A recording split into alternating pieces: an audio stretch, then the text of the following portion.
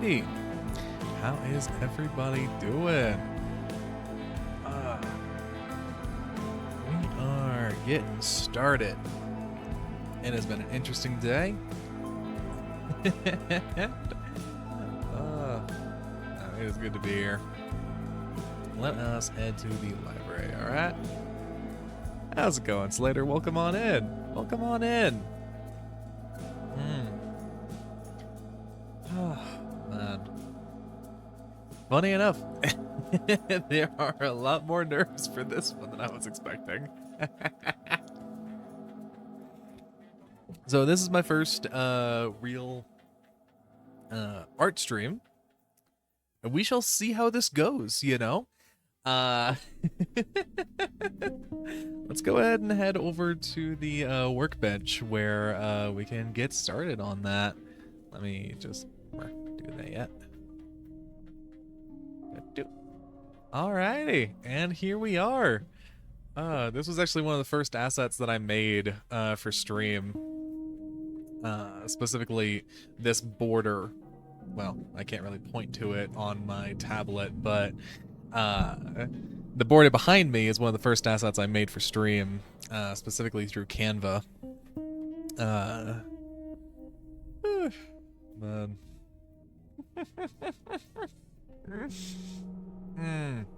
It is still surreal. So yeah, just to give a little background, I am looking at just sketching out and talking about my thought process regarding some emotes for the future. As I'm certain some of you are aware. Pardon me, apologies. Water's the fix for that. When you start streaming on Twitch, and do let me know if the music gets to be too loud. I turned it pretty low on my end, but I wanted something, you know, a little higher octane, you know? I might change that, just depending on how this is going. I wanted something I could talk over, but would, you know, still be interesting to the ear. And I know none of that made sense to any VOD watchers.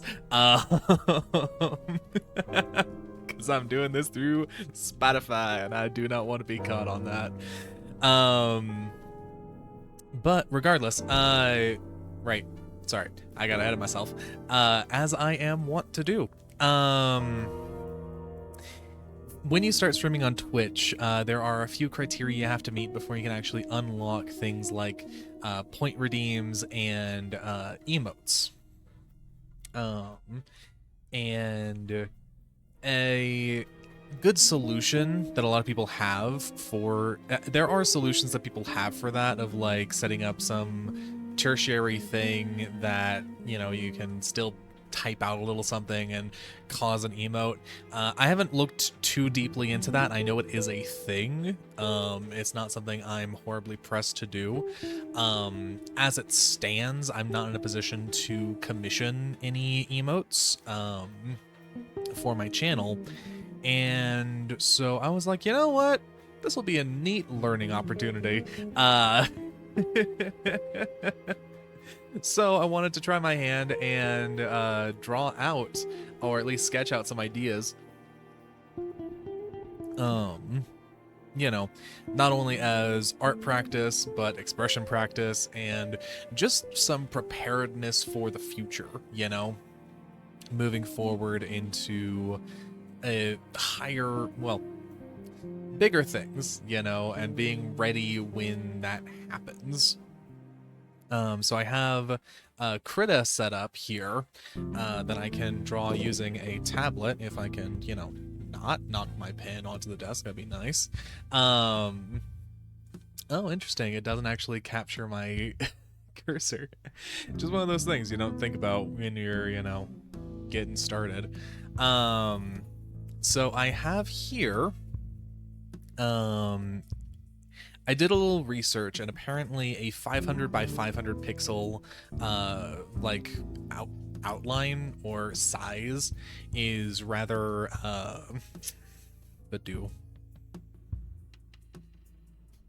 kind of the standard for emotes.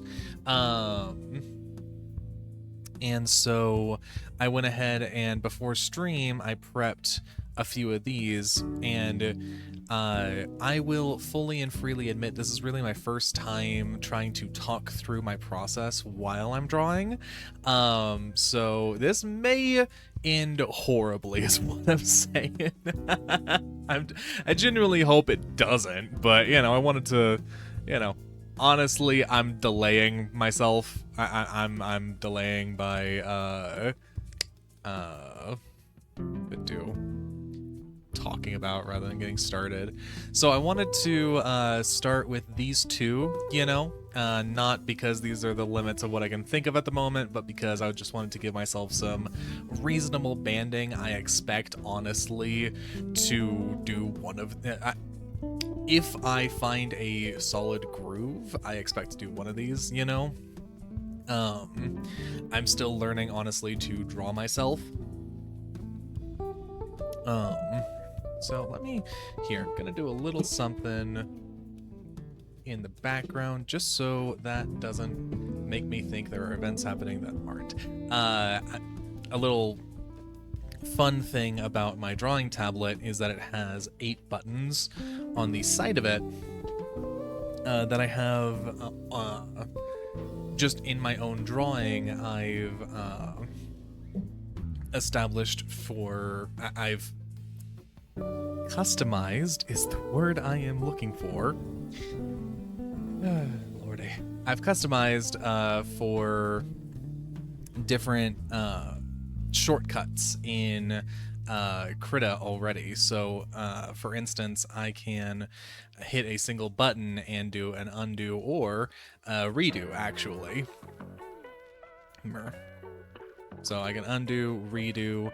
I have a dedicated save button. Granted, I haven't actually... VTuber... Sorry, I haven't actually given this file a name yet. So let me go ahead and do that just because...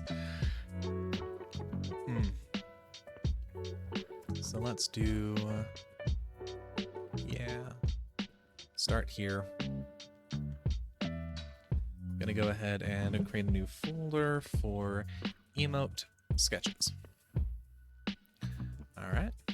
And this will be master work in progress. Saved as a Krita file. Nice. So now I have a dedicated shortcut, so I can just hit Control S and it saves the whole thing. But I've also established it for straight lines. I doubt I'll be using that much, during this time, because I did some research into other people's emotes to get some inspiration for my own, and the 3 big takeaways that I found were, chibi. Apologies for my handwriting. But the 3 notes I found were chibi, definitely expressiveness, but I'm not gonna, expressiveness. Because this is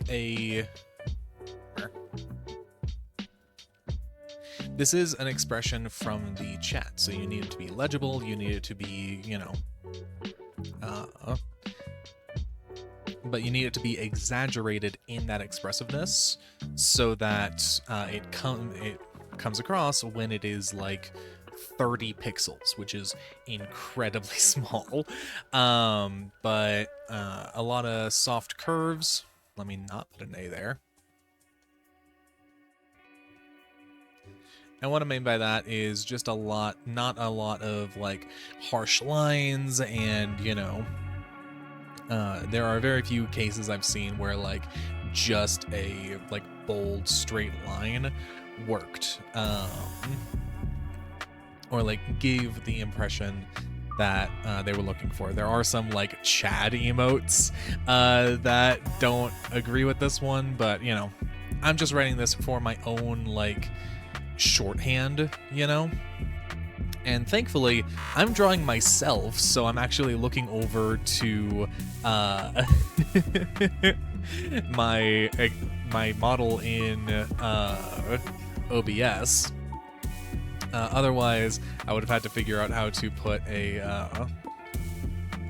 like a little tab over to the side that has my reference sheet. And realistically, that would probably be for the best, but I'll deal with that later.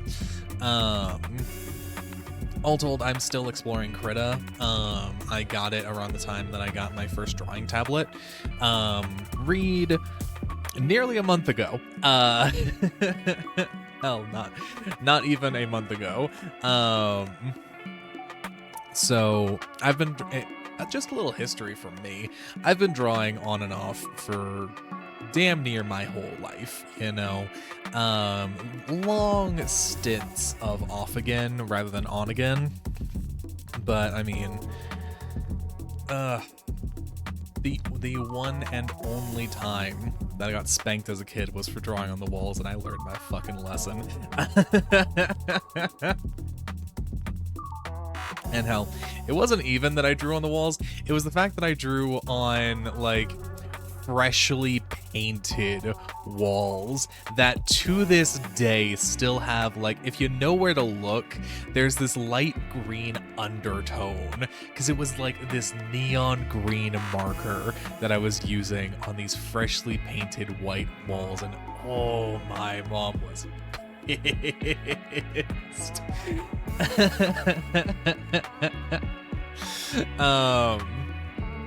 Regardless.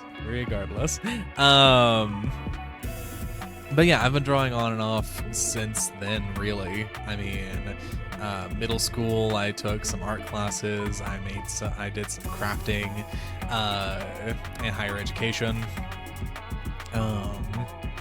Some practical stuff. I tried to apply that to a different track that didn't end up working. And that's why we're here.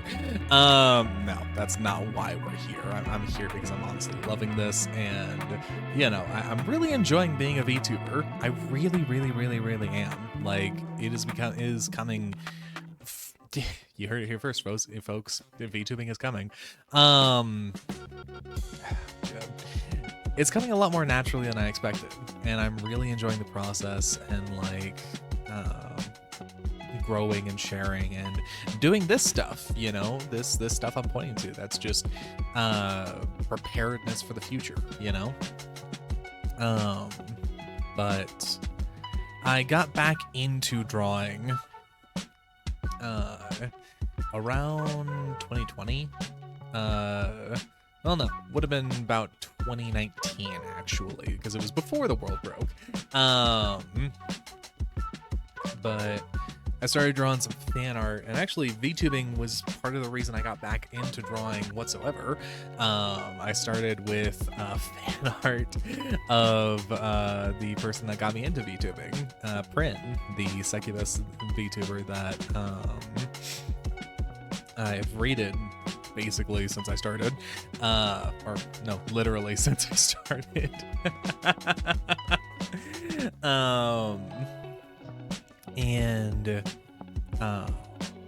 But for a long, she was the one that inspired me to pick that passion back up and re-find it in myself, you know.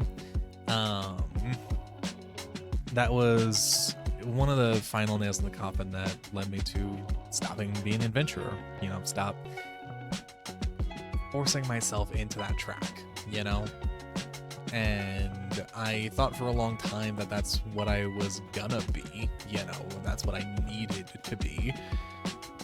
And yeah, you can tell how, like, it is funny to realize how ingratiated art has been in my entire life, you know, because the second I start talking about it, I touched my childhood, middle school, adventuring, the world breaking, and here. So that is like the footnotes of my life. Barring the whole, you know, werebear thing.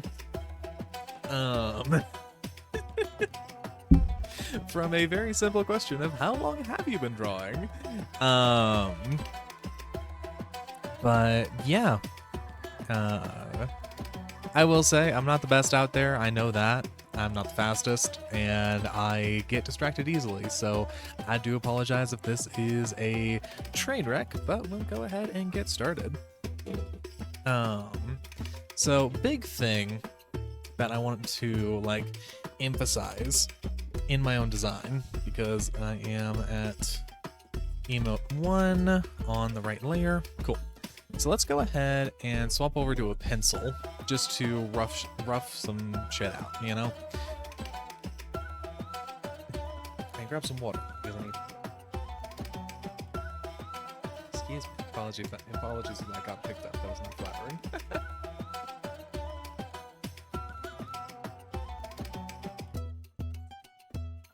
And do let me know if the music is too loud. I think I'm actually overshadowing it a lot.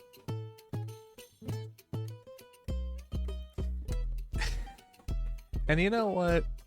Yeah, this is a very fun playlist. It is specifically called Battle Jazz by M. Shapar. I first found that playlist actually when running a D&D game. And I'm just gonna do that. I was having trouble talking over it, so that's why I changed it. And I'm actually thinking, now that it's something softer, let's go ahead and turn it up a little bit. So I think that'll be good. And we can always go back to Battle Jazz if we'd like. I just found it a little hard to talk over specifically. But yeah, main things I wanted to emphasize just for my own like notes here. Oh, right, this is my notes, not a drawing. Is a lot of people I've seen emphasize their hair, you know, in this chibi expressiveness. A big thing I've seen is people emphasize hair, but I don't have that, or at least I have enough of it. It looks like I don't have it. So instead, I'm gonna be replacing that with my ears and emphasizing that, at least as much as I can, while still focusing on the face. Because I am bare, you know, the pince nez will help, you know. I'll have to come up with a really easy shorthand for those, or at least a way to not make them distracting from everything else. Because if you actually look at my face, it's a little, like, it's not cluttered by any stretch, but the density near the nose is actually rather high. And thank you, Slater. Do appreciate it.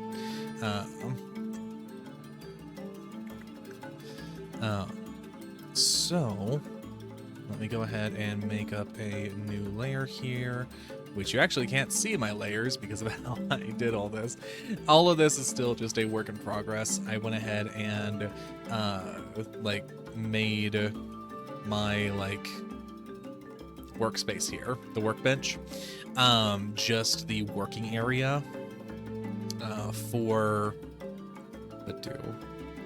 my drawing software, because I thought it looked cleaner, and I've seen differing opinions, you know, of like, oh, you really should capture the whole thing versus, you know,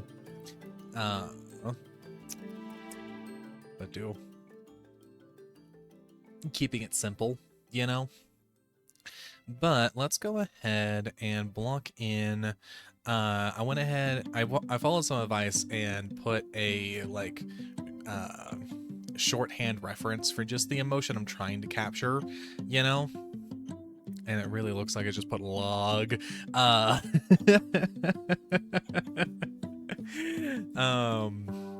So let's go ahead and, I mean, I could just like, oh, right. Helps if I'm, oh no, I am on black. Okay.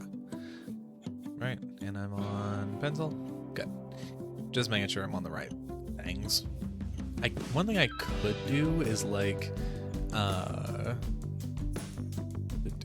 make a copy of this and put it in here, but you know, let's Sorry about that. Let's go ahead and just start, because there's nothing really holding me back. So, as you can see, circles, not my strong suit. I'd be surprised if anyone can say that circles are theirs. And yeah, that'll work. Just as a base. Boost. But I'm just gonna block in a little chibi, and specifically I want this. Yeah. This kind of front plane. That front plane. There it is. And what I'm doing right now is just deciding, okay, let's call this a ball, you know. It's not really a sphere, but let's call it a ball at least. What I'm doing here is just making an intersection for the front face of it, or at least what I'm considering the front face, much like this would be considered the front face of this if it were like a stress ball, you know. And looking at that, I'm being reminded how oblong this is, so let's go ahead and remake this. Now, the funny thing is, there we go, that's better. This is just a really rough sketch that I'm gonna be like manhandling and simplifying and probably cropping a little bit. But we got, for instance, because let me actually finish the sentence rather than just start 7. My current goal here is laying some groundwork for where the features are gonna go. Now, a lot of when I talk about ears, right? For most people, ears would be around here, you know, and that would just be that, you know. For me, my ears are more up here, but a thing that can really help is actually starting the base of the ear similar to where they would be on just a, you know, standard normal person. Or at least a humanoid face, shall we say, even if they end, like, up here. Now, that's easier said than done, and it's not always, you know, easy to do, but, like, for instance, like, see how this is around where the ear would be? So, here's around where the ear ended. But my first step here, and what I try to do these days, is I am just blocking in a really simple thing. I'm not going to worry about that too much. Because from here, there are certain key aspects of my character design that this shape does not get quite right. Like, you see how in my idol, the top of my head is actually rather flat. And let me go ahead and go like so. So, for this, what I'll actually end up doing is something closer to this, where there is kind of a plateau or a heart shape. Just for my silhouette, you know?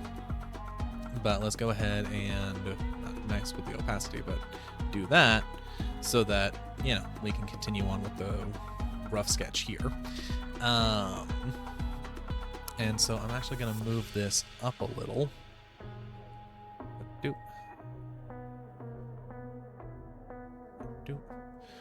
And we're doing a laugh.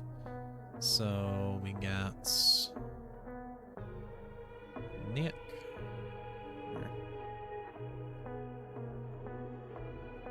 What am I trying to say? Actually, rather than start with the neck, what I actually like to do is start with the nose on my model, because, here, you know what? Okay, let's move ahead a little bit. No harm in that. And I may, like, change this entirely. I realized you couldn't, I just realized you couldn't see what I was pointing at. This angle is rather dependent on the, like, angle of where my mouth is, because if, say, I were to position my nose, let me mess with the opacity of this just so you can more easily see what I'm doing. If I wanted the top of my nose to be, let's say, here, you know? And the reason I'm doing this is because an important thing that I need to keep track of is dimensionality. Because the plane of my face, even if it ends here, or even if the flat plane of my face ends here, I have a, like, conical section that goes out like this. Well, not quite like that, because this would be the center of the conical section, you know? Or something like that, you know? Specifically, you know, from, say, here to here, and probably down to, well, eventually down to here, but for the oval, let's just say about here, you know? Conical is actually the wrong term that I've been looking for. It's columnal. It's a column. Isn't there a better term for that? I don't rightly know. Whatever. Cylinder. Cylindrical. Jesus.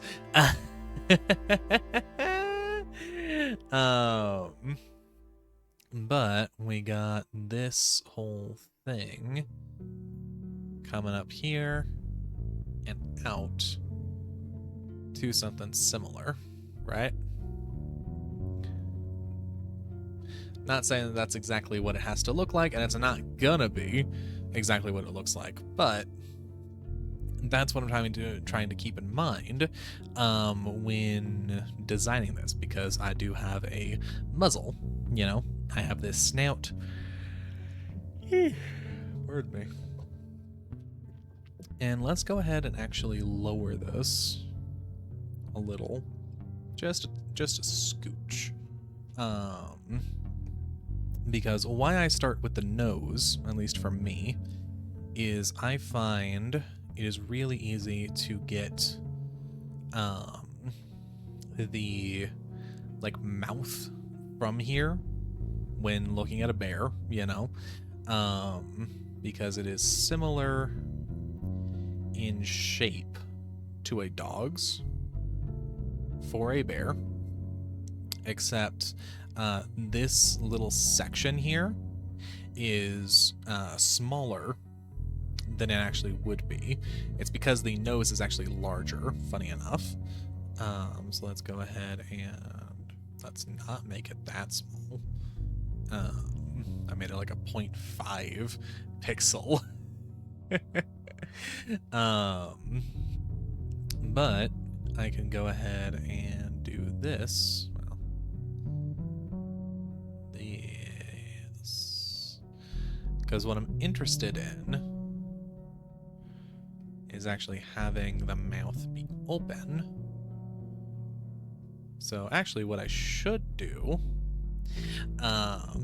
you know, in learning all of this, let's go ahead and bring this up and over. Because as I said, this circle here is an incredibly loose guide. I'm really just using that, not even really for scale, you know, and we'll probably leave this behind, but I just wanted this here for my own sanity, you know?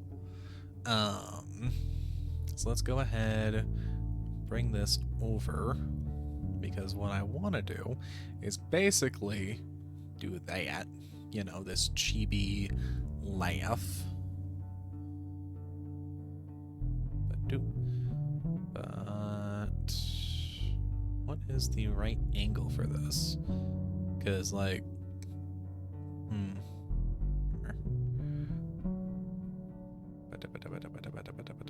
I may be screwing myself over with this angle, funny enough. You know, not the angle I just shifted, but the, like,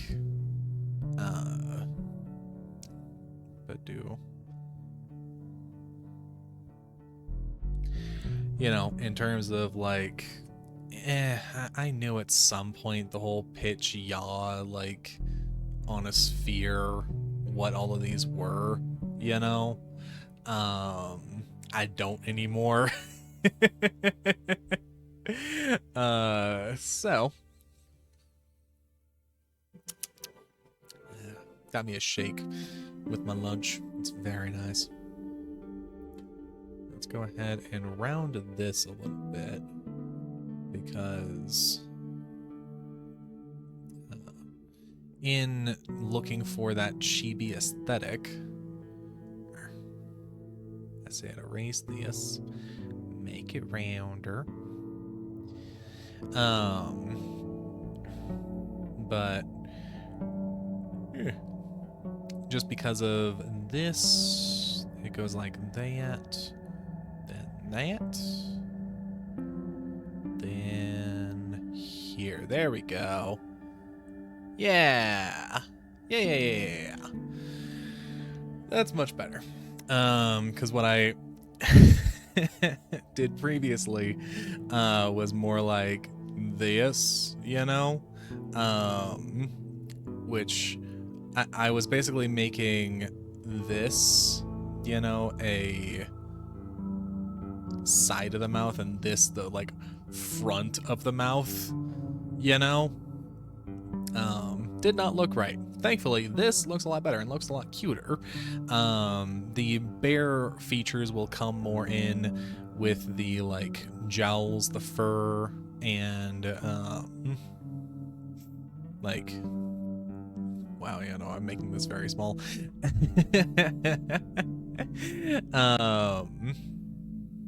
But, like, for instance, one thing I can do is...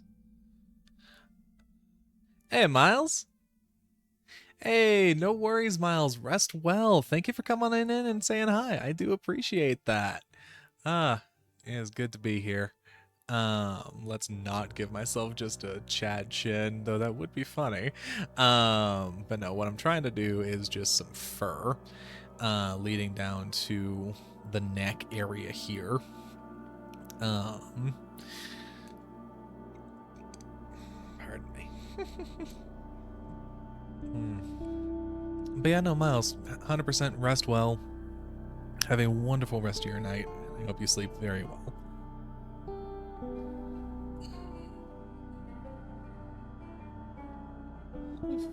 There we go. Man, I don't know why. Every now and again, when I'm streaming and talking, this little pocket of, like, stale air will just get stuck in the, like, middle of my chest for some reason. Let's go ahead and move this all down a little. But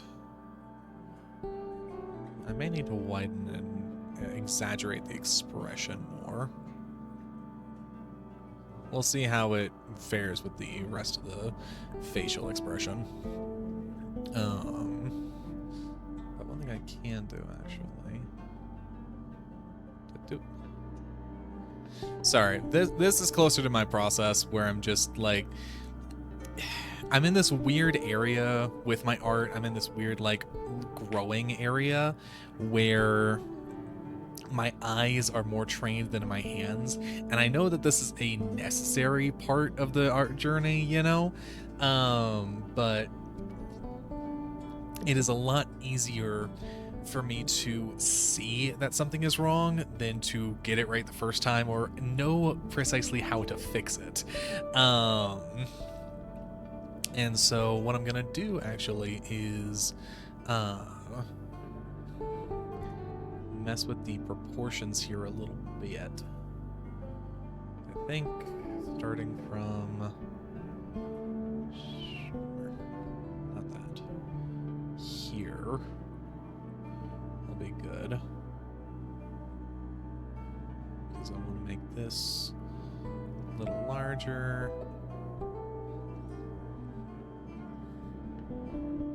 Yeah, that looks happier, you know? And like, I cannot precisely tell why that looks happier, but it does, you know? And so let's go ahead and I wonder if there's a shortcut for just deselect that I could have on my no, damn it. There we go. What was I saying? I don't remember what I was saying, but yeah, but that would actually require this to come down a little, and this to actually shift a little bit, because here, to actually say what I'm doing and not just do it, I'm interested in showing like this underside a little, which means we're gonna have to shift this angle up here in order to better express that, like so, you know. This looks like a mess. Let's clean this up a little. There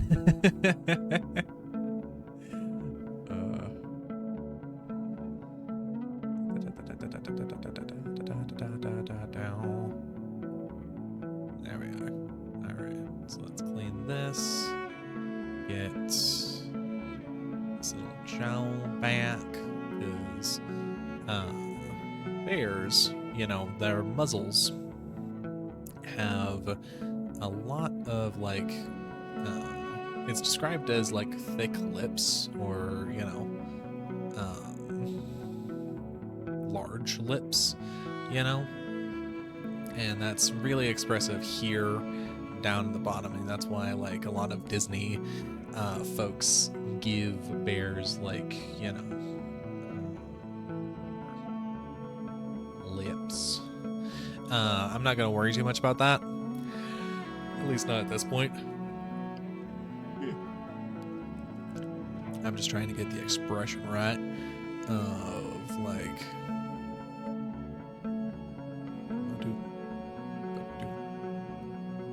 just this open-mouthed guffaw, you know? Let me go ahead and shift this a little.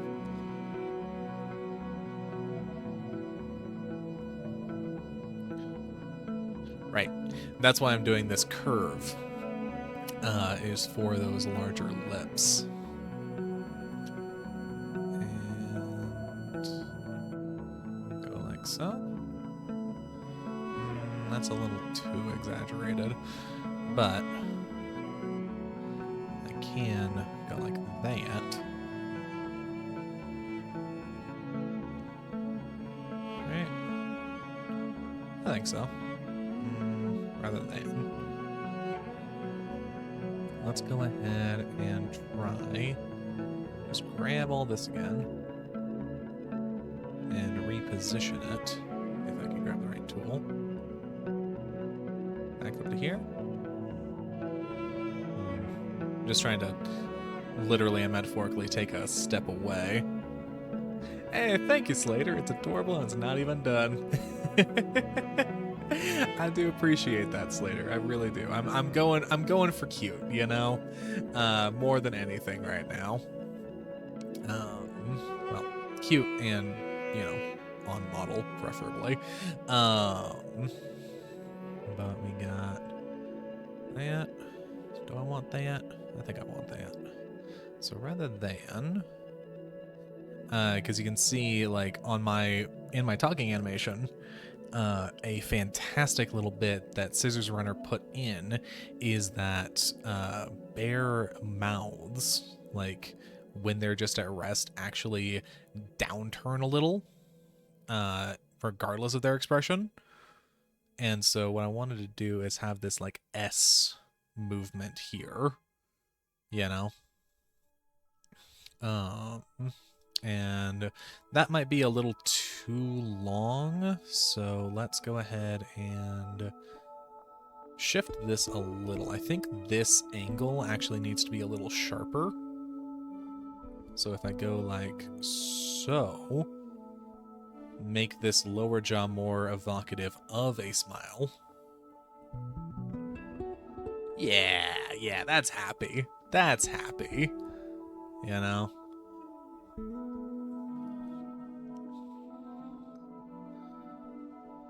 Let's bring this in.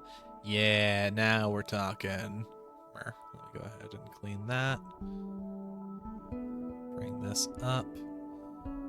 And do that. Yeah, like that.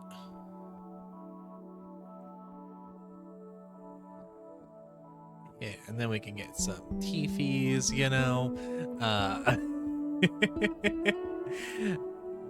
Do I want bottom set? I mean, realistically, the answer's both. Love it. Yeah. Now we're talking. There we go. That's adorable.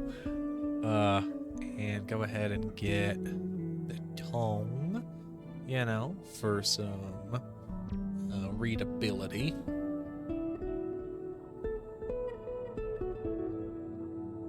Yeah.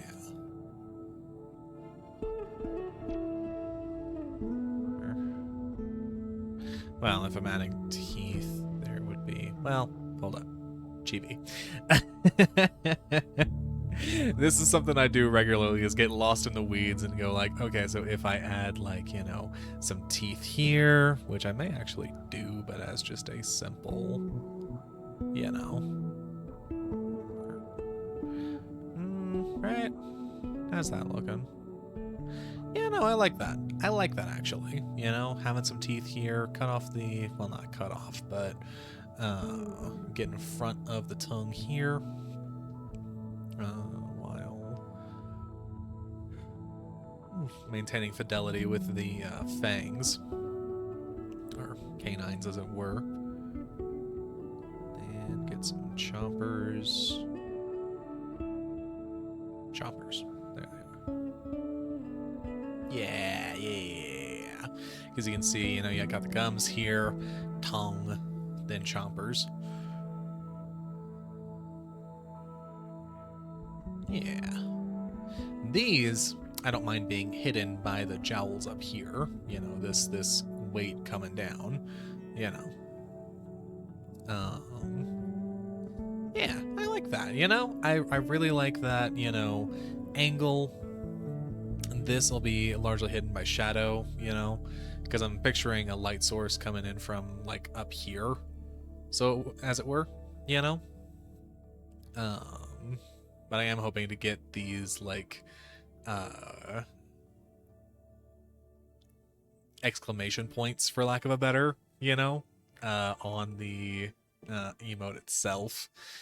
So let's go ahead and move on from the muzzle, because I really like this, though I'm not 100% happy with this. So then let's go ahead and adjust a little bit, because I think... Don't know what happened there. Let's go ahead and go like so, and then like so. Maybe. Here, let's go ahead on the face. We can connect this in just a second, you know? Because like that's the wrong answer. Starting it down here. That just don't look right. That boy ain't right. So I wonder, like maybe something more like, dang.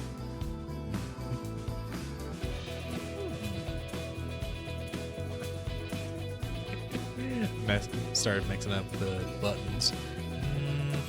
However, this would be like a camera pointed, here, whereas this insinuates the camera is more pointed here, like this way. So let's go ahead and keep the camera pointed this way. Hey, Vishala! Welcome on in. Welcome on into my first art stream. We are blocking in and sketching out some future emote ideas for my channel moving forward. Specifically, I'm starting with the laugh because, I'm the giggle bear. I do that a lot. And it seemed, a good place to start. Right now, we're just blocking in a rough sketch of, well, at this point, the muzzle. I'm trying to get the perspective right. Exactly, Vishala. Everyone needs a good laugh emote, and I am trying my damnedest to, if not just have the laugh emote, have a good one, I made this, like, ludicrously rough outline beneath this. Oh, right, I'm gonna go ahead and get rid of that. Just some back-end stuff. Sorry about that. Right, that's cool. I'm just making certain that a layer, I want all of this to be just one layer, so I was making sure that these little footnotes for me weren't on said layer. Because I did a little research into other people's emotes, and these three are the, like, biggest things that I want to emphasize in mine, aim for a chibi art style, focus on expressiveness, and a lot of soft curves, because they need to read, well, when they're about this size, if not smaller, So, I'll probably, from here, I'm just sketching in, like, the angles I want, the expression I want, I got my teeths, I'm weighing if I want the definition of, let's just try it, Hey, Bug Skipper, welcome on in. Gotta get the good wheeze. Exactly. Gotta have a good laugh emote. Ooh, for emphasizing chibiness, I really appreciate just having, yeah. I am going to adjust this one a little bit so it's a little more legible.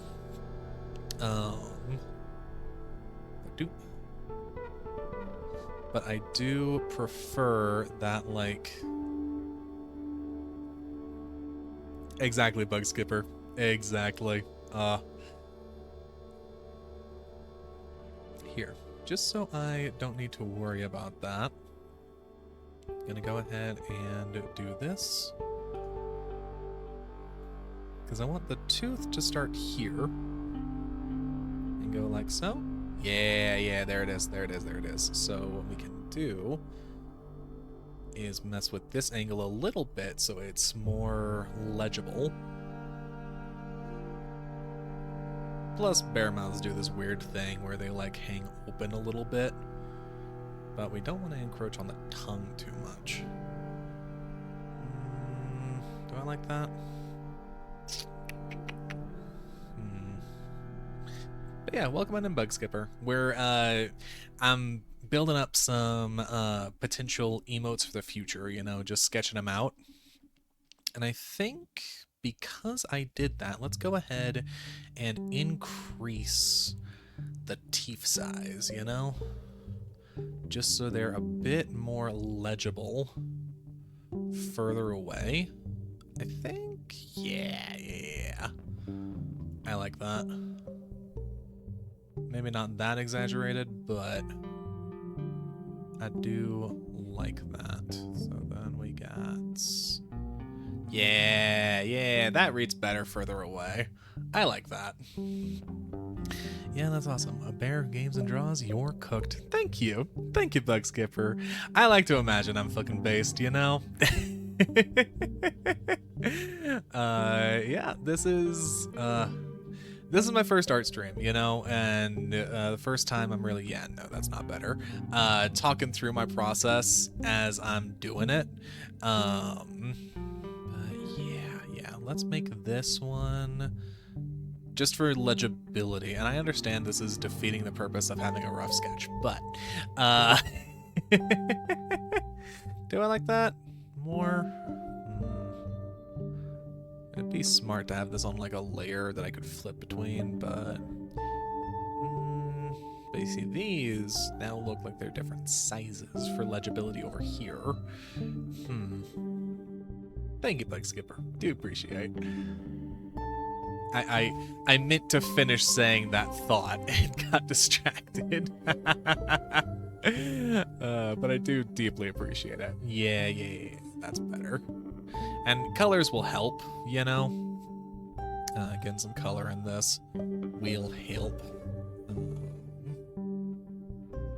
Yeah, that's better. If I just hide that for legibility. Yeah, I like that. Let's see here. So if we go from here, because a bear's muzzle isn't just like a straight line from the brow, it's more like a curve.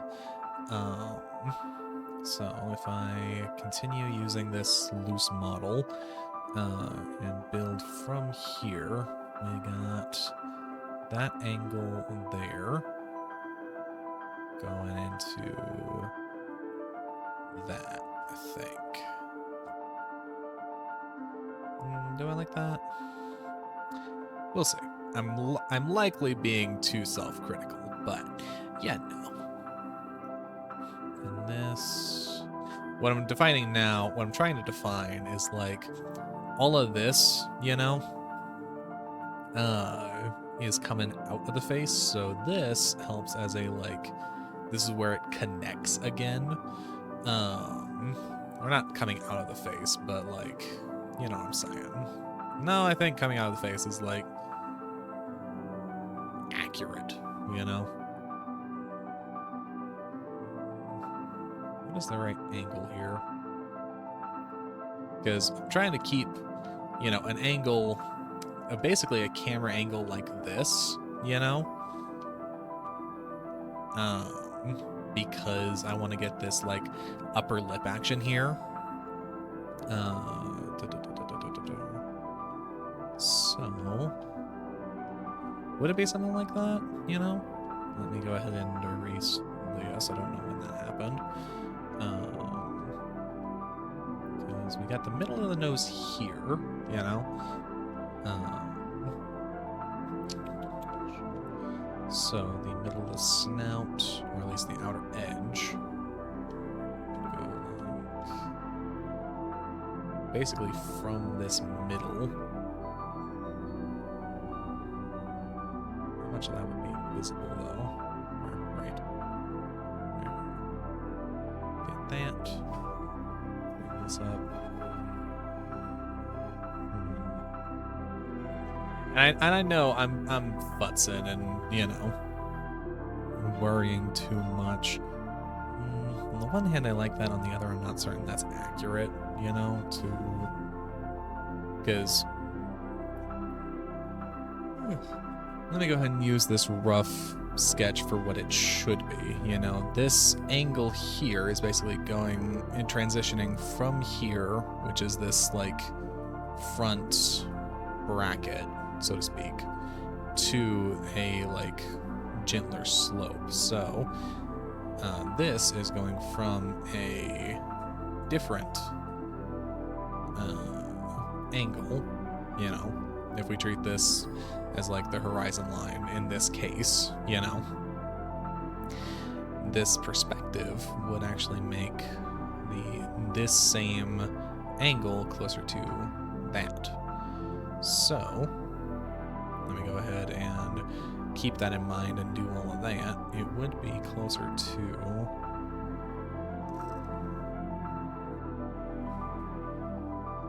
something like that, with a face coming out to around there, I think.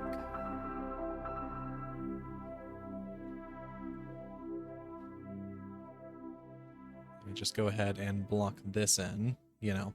As I said previously, when a fact that this ball sketch doesn't really get is that the top of my head is actually rather flat. So if I go like so, and then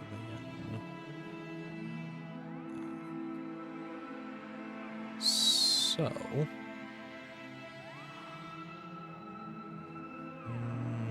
not quite. I need to remember, we're going for chibi, we're going for large features, we're going for exaggeration and expressiveness.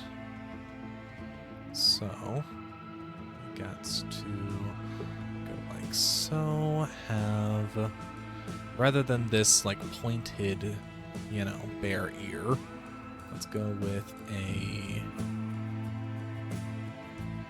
kind of more of a Mickey Mouse approach, you know?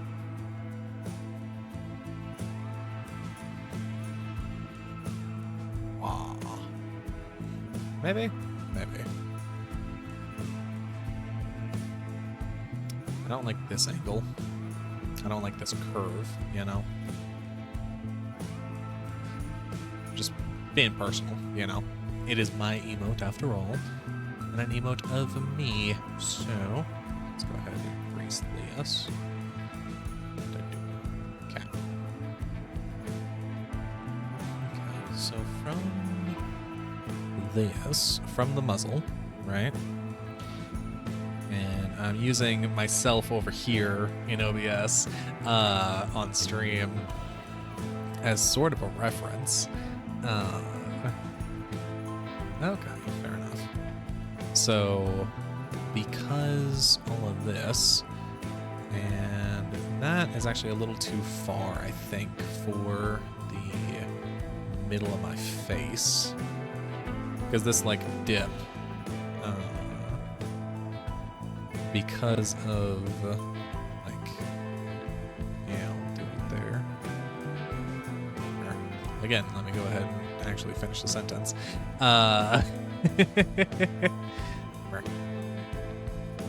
Because of how flat the face is, you know, you can kind of think of it as straight on, you know, a bear's skull, or at least the top of the brow, kind of does this, like, loose 3 shape, you know? That's like the top of a bear skull, and then you have ears on either side of it, you know? So if you shift all this way, you know, if you turn the head, it turns into this, like, 2C shape, you know? Where the ear gets a head here, the ear gets in front, and then behind, still on that same, like, scale, basically. Hey Samuel, welcome on in. Welcome on in. How is it going? We are blocking in and sketching out some rough sketches for some emotes for the future. Right, here we are. I got a little confused. I'm good, bud. What art do you draw? Well, I'm still honestly discovering my style. I enjoy a lot of character art. And actually, if you don't mind a little detour or a going back through the house here for a second, I'm not certain if you've actually seen this, Samuel. But this intro page, I actually drew this background in the library here, or the reading nook. I did this as like one of the final. Yeah, Samuel, thank you, thank you very much. I deeply appreciate that compliment. Hey, Vishala, thank you as well. Um, and I drew this over a period of about like 4 days. Um, but I feel I should specify I never want to do that again. I lost so much fucking sleep. Exactly, Samuel. I drew this over several sleepless nights. um but I wanted, of my stream assets, something that was, made by me for this, things like my Be Right Back page. And we'll just, you know what? Here, let's take a little break and explore my OBS here for a second. Because this is not something I personally drew. I want to put that disclaimer out there. That's why I have a parenthetical in my credits down below. Samuel, exactly. I don't have any emotes yet. I will get to that. And I'll explain more what I'm doing and why. Because where I am currently, because I'm just starting out, I actually don't have access to any Twitch emotes yet. But this was something that I made through Canva, which, for those unfamiliar, Canva is basically a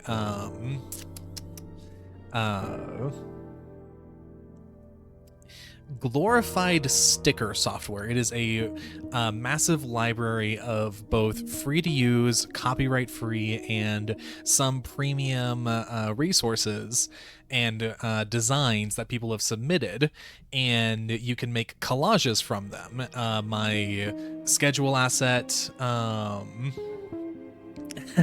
thank you, Bug Skipper. Thank you. I am weighing if I honestly want to do commissions. That's a conversation between me and God, and my own personal interest. But Bug Skipper, I will absolutely let you know if and or when that opens, because I would love, to do some screens and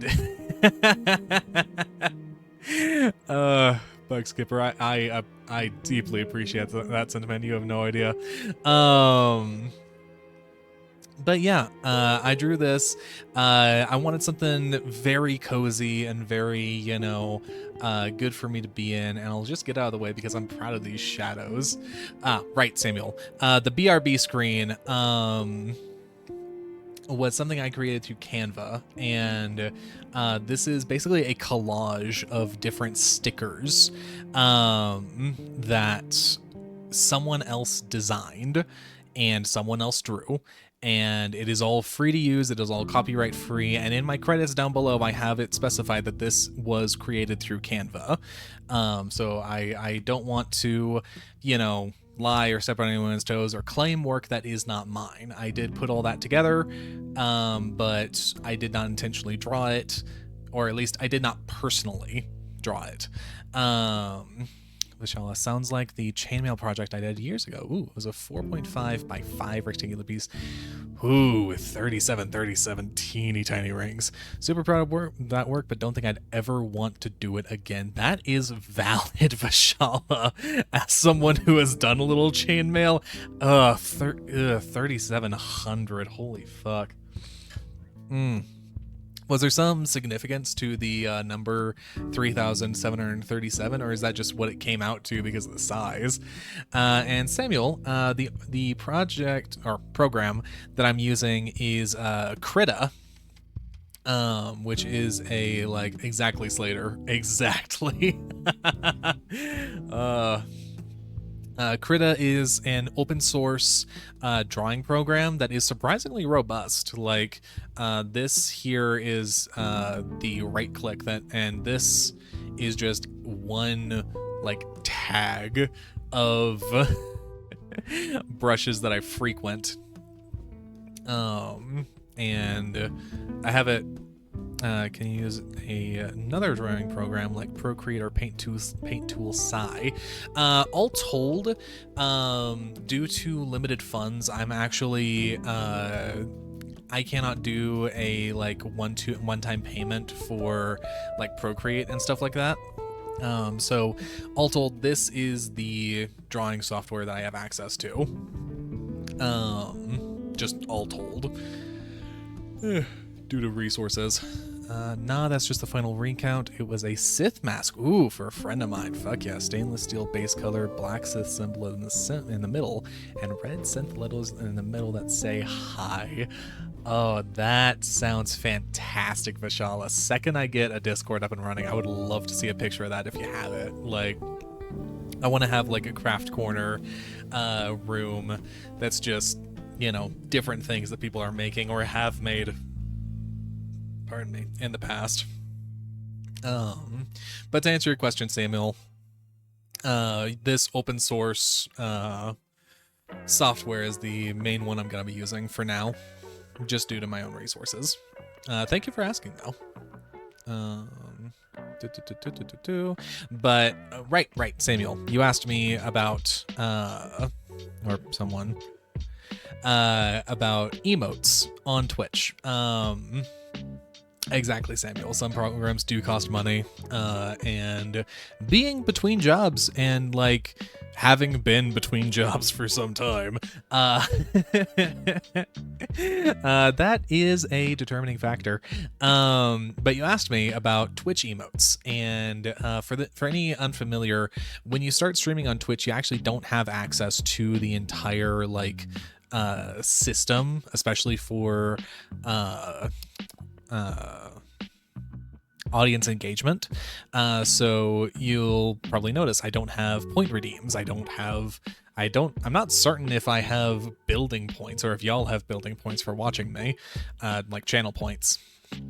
But things like point redeems, voting, Twitch emotes, stuff like that, you have to reach a certain amount of followers and engagement before Twitch gives you server space, which is absolutely not a dig on them at all.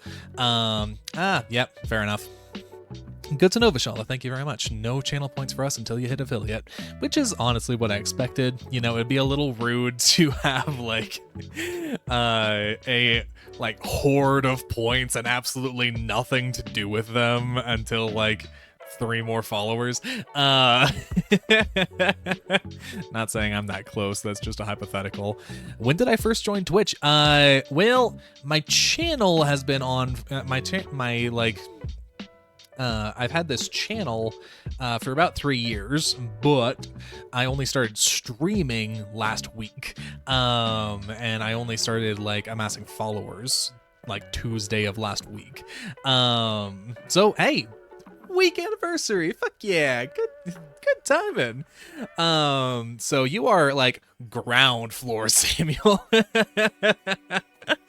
But all told, there are some you know, I basically have to prove to Twitch that I do have an audience, I have a consistent audience, and, you know, I have enough of a following that it's worth their time to just give me a little bit more space on their server. And that's where, you know, emotes and voting and all that get stored. So, you know, but what I'm doing today, just as, you know, in the same vein of drawing my own background and not being able to commission this, I lucked out so fucking much, and I will appreciate Scissors Runner for the rest of my life, more than likely, or at least the entirety of my streaming career, because this model that you're seeing, this beautiful, beautiful model, I actually won it in a raffle, and that was like the final okay, we're doing this moment. And I will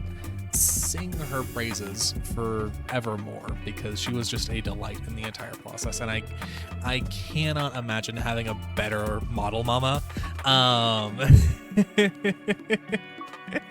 And she is just a delight. But What kind of bear am I? I'm actually a werebear. I'm only part bear. I modeled this after a grizzly. Like a brown bear, just to have some consistency in bear design, because I've seen like a lot of sun bears actually because of their heart-shaped necks, so to speak. Praying I win the next raffle. Valid Slater. I am so excited for what she makes for that. Can you become a polar bear during winter? Afraid not. Nope. No fur changes for me. At least not yet. I am one thing I am interested in later on down the road is just a little bit of lore. What you're seeing here is actually a blend of my human and werebear forms. The ear cuff that you're seeing wiggling around while I'm talking. Teddy, if you want, I can send you a link to a Twitter post I made with a picture of that chainmail piece. Ooh, nice. Yeah, 100%. If you wouldn't mind, Vishala, down below, since you're on Twitter too, rather than post a link here, because I've yet to get moderation like cleared for that, basically. That's a thing I just haven't looked into, so I don't want to raise any flags. Vishala, if you wouldn't mind, actually, there is a link down below in my links section, the links tab, that has my Twitter connected to it. If you don't mind tagging me there, I will definitely check that out. That's fantastic. Thank you, Vishala. But one thing I am looking forward to at some point down the road is commissioning or making both a human and a bear variant of my model. Or at least, let's say a human and a feral. Because just a little bit of lore. I actually, when I first turned, I was completely subject to the curse. You know, I was human and then not, and I thought that was just how things were going to be. I was trying to find, cures and ways of managing it, but I found this little artifact that kind of blended the two into one form, which is hell on, hey, fantastic. Thank you, Vishala. I've been tagged for later when I'm not streaming. I deeply appreciate that. I will definitely check that out when I'm done. But this, I do need, quite a bit in shampoo, and it takes so fucking long to brush. You have no idea. But it also means that the full moon isn't as big a problem for me, which is very nice living alone. I don't need to worry about chaining myself up or fixing furniture again.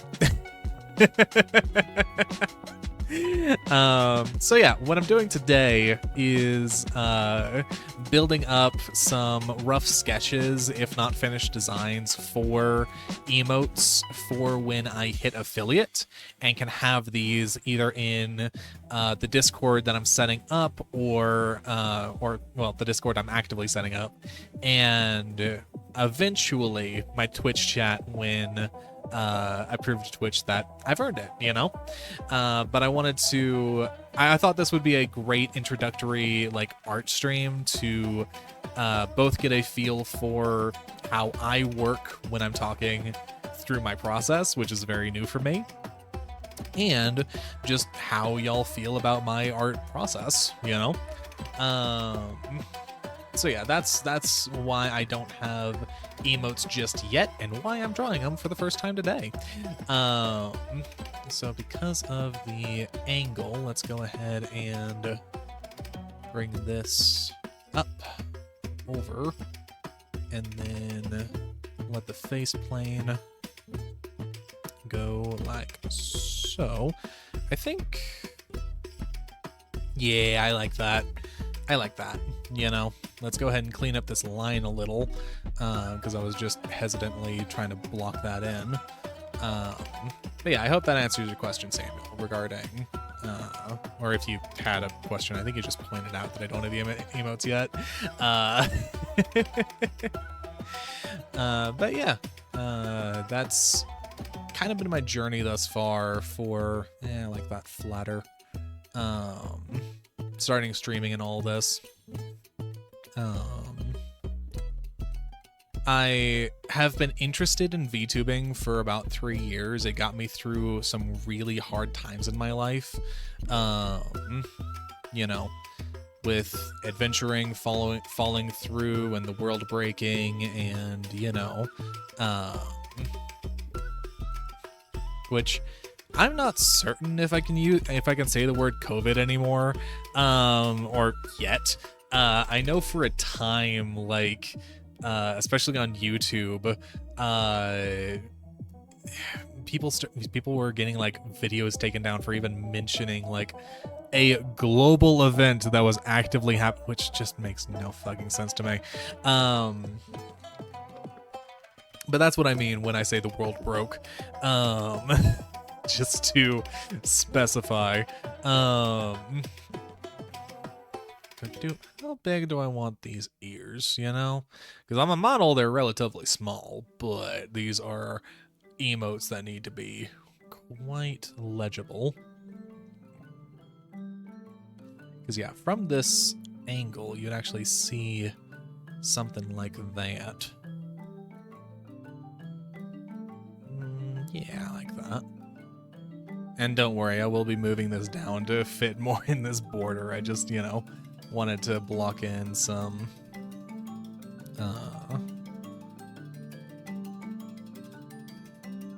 examples for myself. I may need to skip this song. It was very, very tranquil, but I'm having trouble keeping my train of thought going while drawing, while that's going on. Yeah, they're not quite my ears, but they're more like what people expect from bear ears, so how do I feel about that?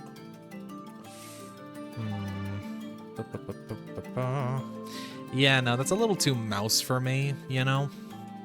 So let's go ahead and walk that back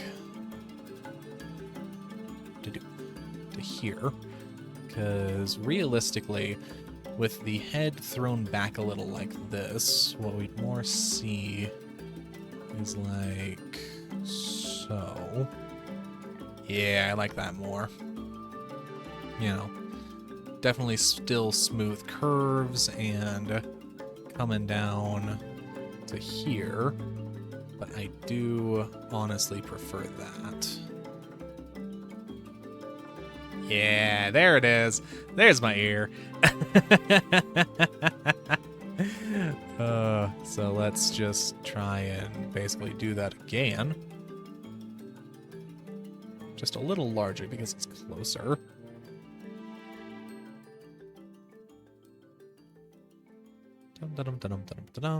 Give it a curve, and then let's bring it in. Yeah, that's better. Not quite this. Let's go ahead and smooth this out a little. Bring it up and then smooth it. There we are. And let's adjust here as well. More like that. Fix this. Yep. Close that. So, yeah, I like that. Because then I can start neglecting this. Yeah, definitely more sanitary to use your own ears rather than trying to use someone else's ears. You have no idea where their ears have been. Exactly, you know, Fashala, I'm glad you understand, you know. I want to definitely be, you know, safe using my own ears.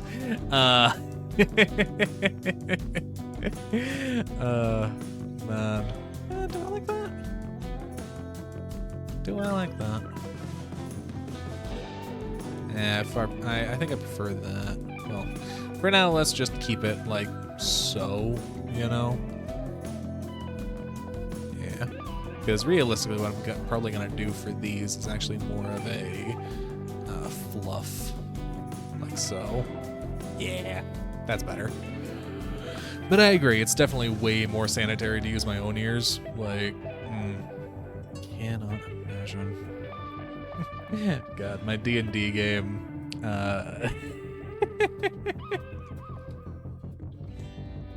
So for those unaware, I run a 5e, a 5th edition Dungeons and Dragons game. Dungeons and Dragons, let me enunciate. I run a 5th edition Dungeons and Dragons game on Saturdays. That's the main reason I don't stream on the weekends. But through some moments involving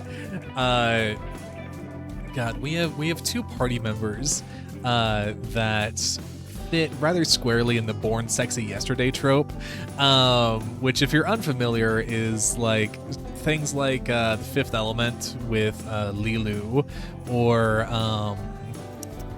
what's another example of the born sexy yesterday? Basically anything that like some android gets, like, you know, has to learn the ropes and start understanding the world and her place in it, and she just happens to have this like slamming rack of tits, you know, and is constantly sexualized by like the male lead in these movies, and you know, all of that, despite having no real social acumen or like an understanding of what's going on, really. That's the born sexy yesterday trope, which has its own issues and all that, but we have a revenant in the party who is basically a 3-year-old moss piloting a dragonborn's corpse, and then a goblin turned not by a hag. I can't remember the, like, it's some variant goblin that's like been fey touched and pardon me, morphed by some exposure to the fey realm, which in this player's case came in the form of a hag that raised her from when she left her den, or was forced to. And so you have these two people really encountering a city for the first time, basically across the board, and they like managed, they found their way to this like fine dining establishment, and I swear this will circle back to ears at some point, but it requires just a little. They found themselves in a fine dining establishment, and because of circumstances, they didn't really have any money, so they had to run out on the tab and got the guards called on them, and a like potential that I had in mind was, oh, okay, well, there several things aligned, and I was like, you know, I can really see a Thieves Guild like misunderstanding this druid and the goblin riding the wild-shaped druid as like this little urchin that managed to steal from the guards. And so they were approached during the cop chase to asking if they wanted to join a Thieves Guild, but the Thieves Guild members were being like, you know, coy and talking around it and double speaking. And when I tell you that neither one of these motherfuckers rolled a single insight check or asked a single question, it was so fucking funny. I was making this as sketch as I possibly could. And they were just like, yeah, no, we'll join. When are we joining? Oh, fuck, we already agreed. Oh, fuck, you just cursed us. Okay.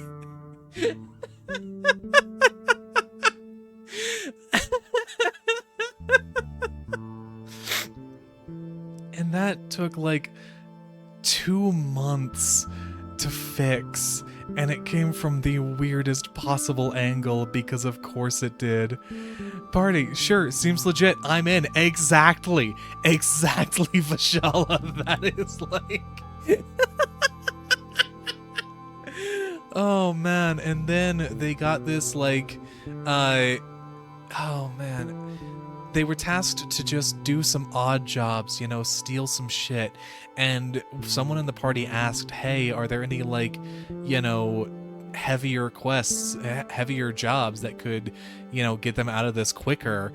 And one of the, like, bruisers in the Thieves Guild was like, I think I still have one that might fit that, and gave them a, like, open-ended test job that they just misconstrued and misunderstood the entire way, and they never actually started said job. It was like, hey, this noble isn't paying their dues, make an example of, I think it was like, good song. And I know that won't make sense for VOD viewers, but okay. They missed out. We're listening to music.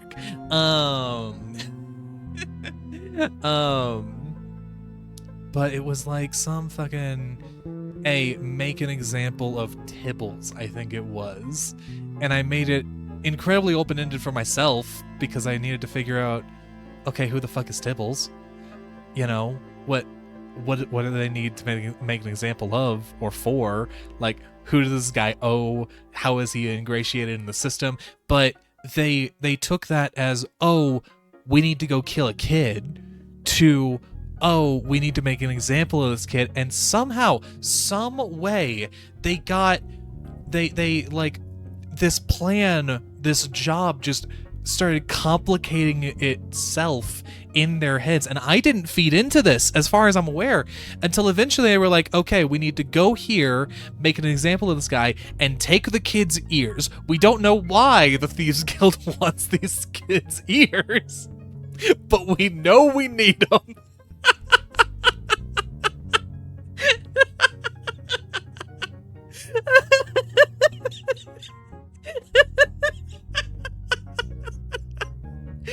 Ears were never in the contract. It was never part of it. And I've told them every single time, you do not need the kids' ears. But they're just like, nah, no, we're committed at this point. At some point, I am still afraid. Like, they are out of the Thieves Guild. They are dealing with bigger shit in the city. They are, like, about to be contacted by a god for some interplanar shenanigans going on. And I am still concerned that they're gonna circle back to taking this kid's ears for no fucking reason.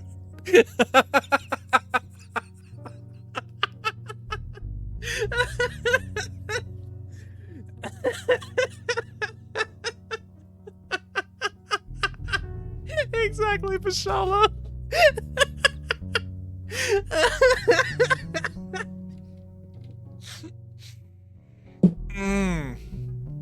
God, I love this game.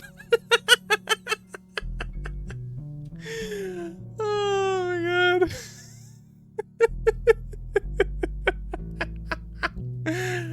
Oh man.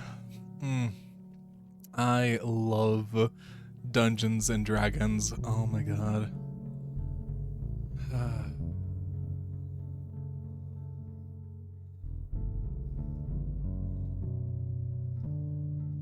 Yeah, I like that. So yeah, that is like, and god, the way they got out of, like, the curses that they just kept stumbling into, like, and oh man. So they're dealing with, like, thieves guilds and mob bosses and, like, people making big plays in the city they're in to, like, destabilize it for a larger cult storyline that they're going into, right? Pardon me. And like but they kept running into like bigger bads that had their own reasons for like expecting something from them, or like mer. There was one of these that was like nice. Mer.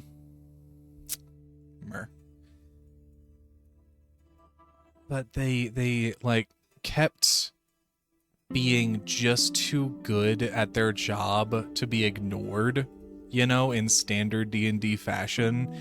And so they kept like trying to talk their way out of these bigger events that like I kind of expected to become fights, and they kept getting marks to be watched, and you know, so that because these bigger bads are like, hey, you're a complete fucking new player in this game, we got very little on you, we're gonna, you know, mark you with this so we can keep tabs on you and keep track of you, you know, so that because you seem to be far too competent to be let loose and just run around, but I didn't want to like kill them,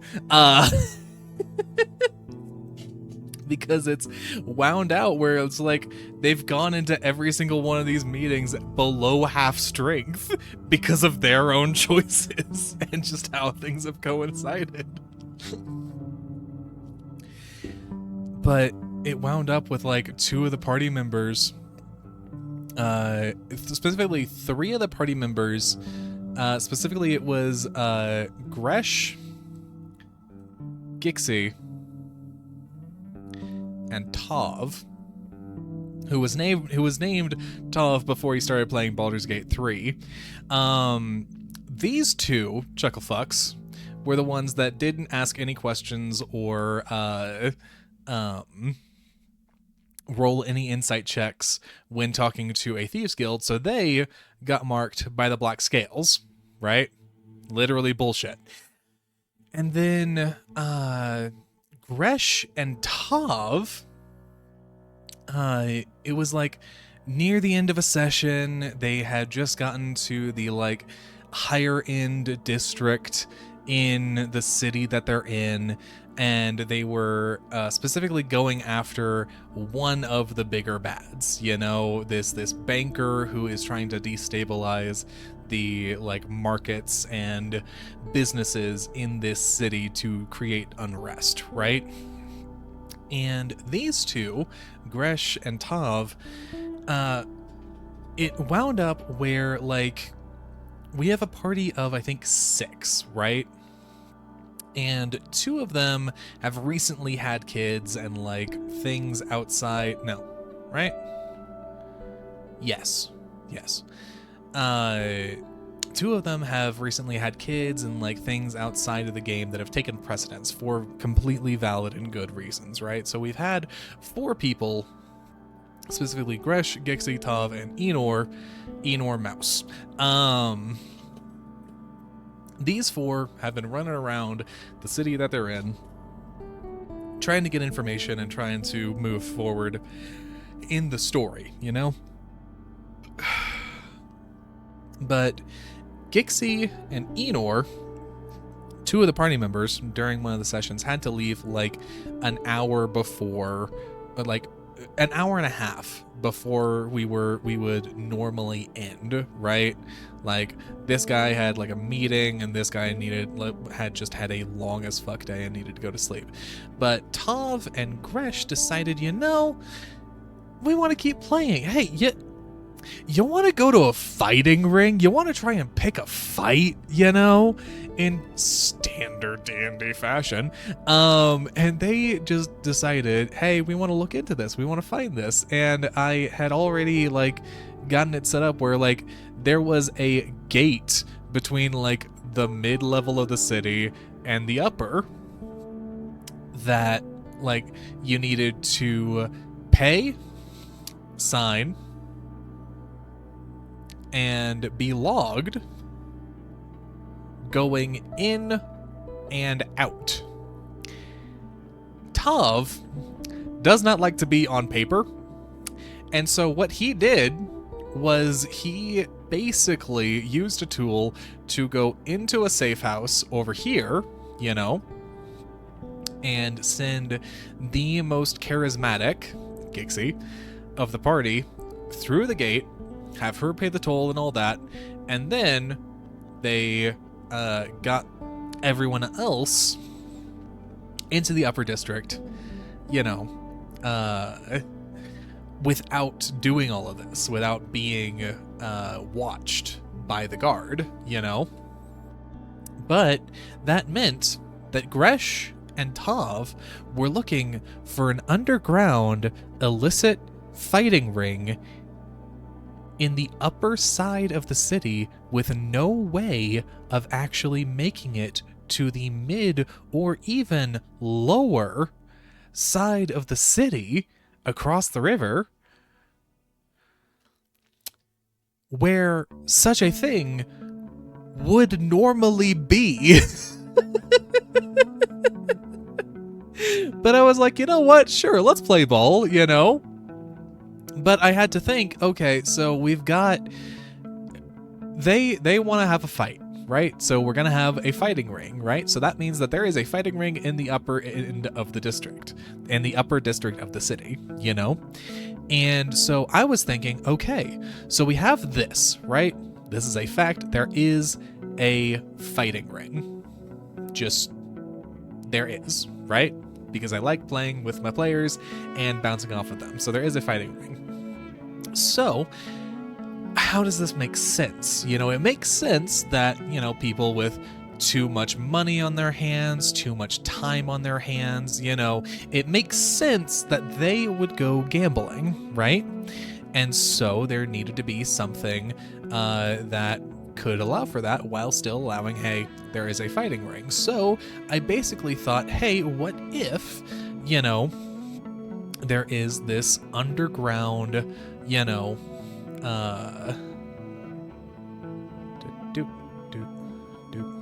don't know why I'm doing all this, but there's this underground fighting ring, you know, beneath a bar, right?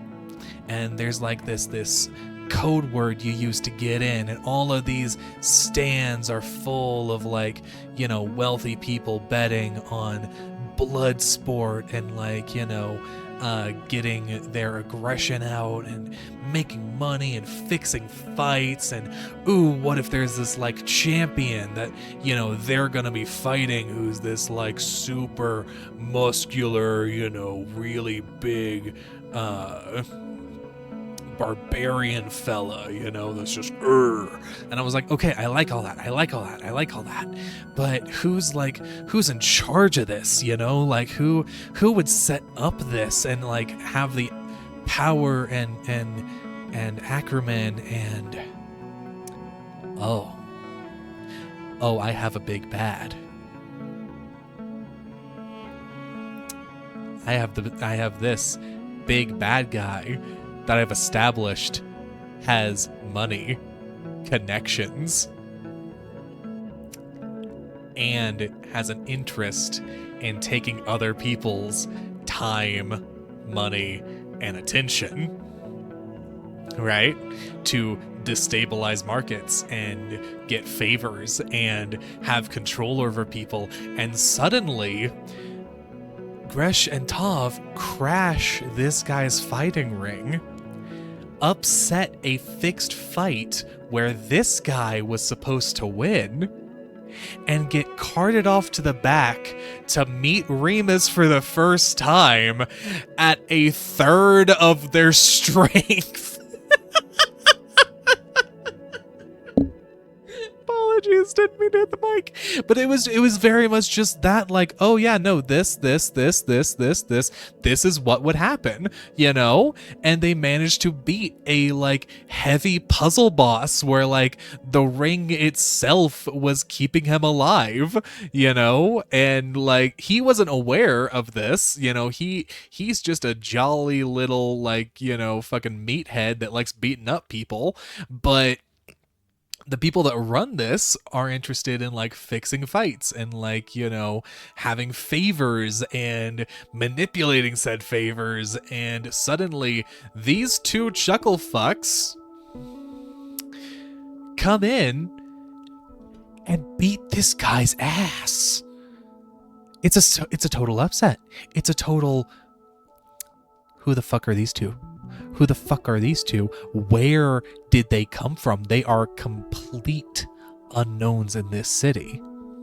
So Big Bad is like, hey, you are frustratingly competent. You have cost me quite a bit of money. So here's what's gonna happen.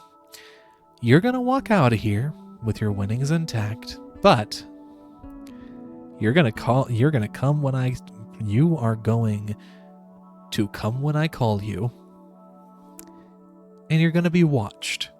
And so these two walked out of there with a different curse from Remus that would, from the Big Bad, that like functioned as a teleporter that would force them into like some servitude later on down the road. And if they denied or like said something else, it would act like a fucking Suicide Squad collar and just blow the fuck up. And how all of this and the like black scales and all of this, how all of this continued and moved forward, and how these curses got broken was Gresh is a revenant druid who is a druid in his past life and has a chance of recollecting things that he encountered in his previous life. And in backstory shenanigans, he met a giant golden gleaming snail that is the size of a fucking elephant.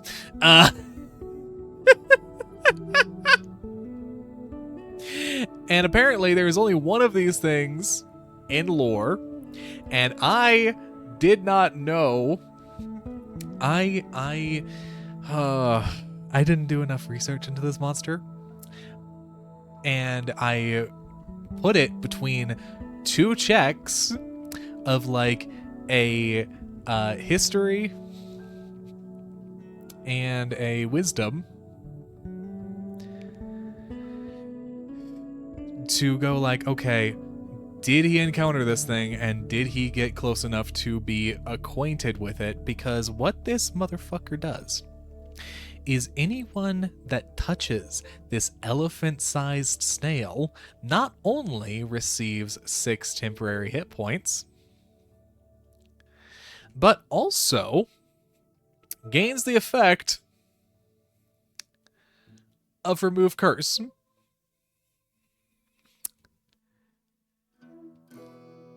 And so the answer to all of this, the answer they chose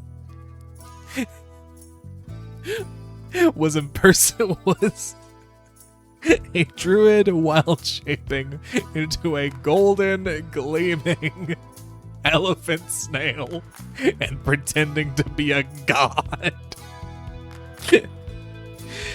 And breaking all these curses and moving through the streets of their city,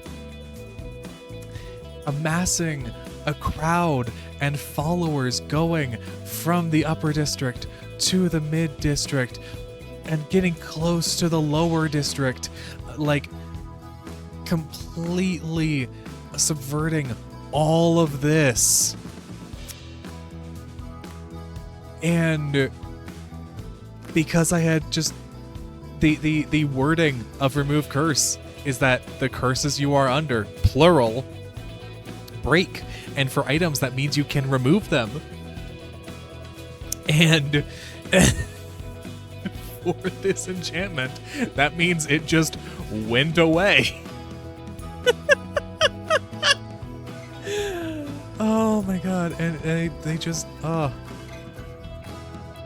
was such a fun fucking session.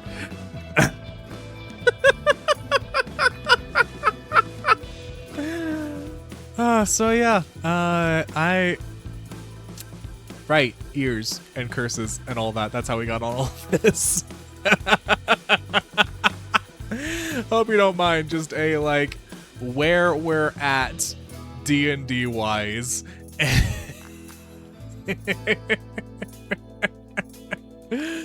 Oh my god, it is such a fun game. I truly adore Dungeons and Dragons and the wild and wacky shit that you can get into with that game.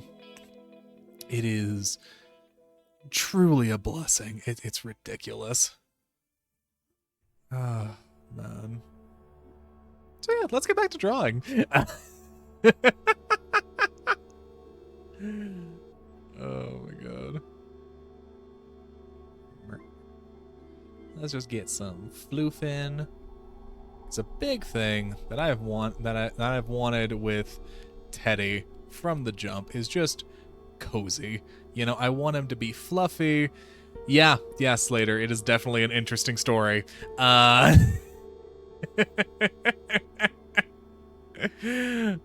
man.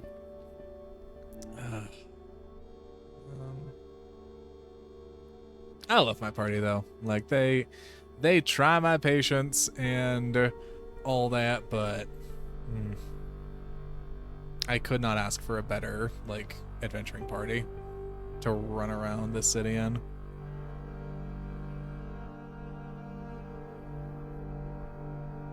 Let's see here. Yeah, I like that. Or do I want to go with something like this?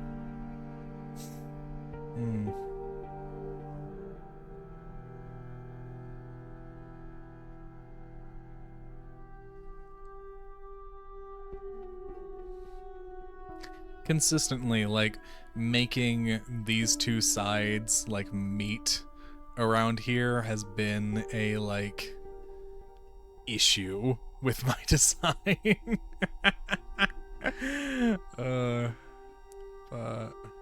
yeah. Oh, that's part of what it is. I made this one way too tight.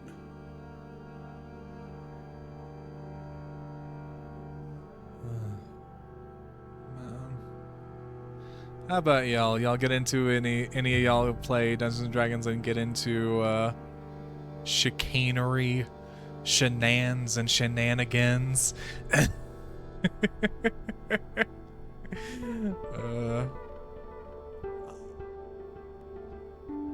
Because honestly, the stories that come from Dungeons and Dragons are almost as much fun, to me at least, as playing the game. Army of Hobos, nice.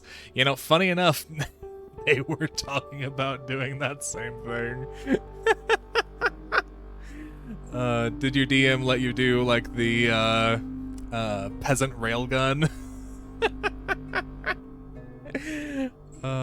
It's one of the wackier, like, do I like that? That's blending the two styles a little too harshly. That's one thing I'd honestly never allow at my table, just because, like, for several reasons, but though the funniest answer I've seen, because for those unaware, the peasant railgun is a, like, it is a manhandling of the wording of the rules far beyond their intent and the heart of them, because in 5th edition D&D, a turn in combat is considered 6 seconds of real life time, you know, for all the shit you can do and the, like, massive attacks and monologues and all that. It all happens in 6 seconds, right?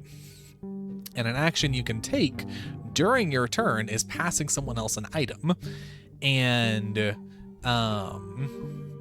but it is specifically a free action that in the text of the game does not take a like dedicated action and can be done a like any number of times, really, or at least at the absolute least once for each action, you know, that you're looking at doing. Once for each free action, right?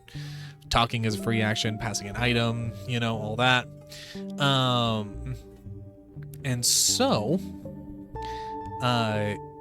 in the rules as they are written, it is technically possible to have a, like, if you had 3 allies in 3 squares, you could take, say, a potion from person A, right? And if their initiative orders are one after the other, right? Then you could have a conga line of free actions ending with the potion in person 3's hand, you know? And technically all of this takes the same 6 seconds. And it is the same for if you have a line of 3, a line of 5, or a line of 30,000. Technically, the potion or the item still ends at this guy, number 30,000 in a line, within the same 6 seconds. So we have a set time and a distance, because all of this, every single person is in a square of 5 feet. So we have a total distance of 150,000 feet traveled.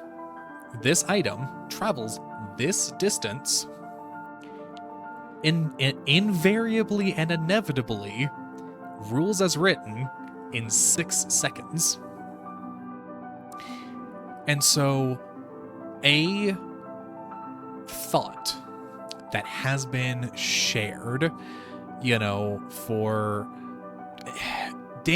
basically the entire time I've been playing the game, is if you were to go to a city that is about to be under siege and you manage to hire every single hobo in the city, every single homeless, every single destitute, give them a single gold or a month's wages to literally just stand in a line 5 feet apart,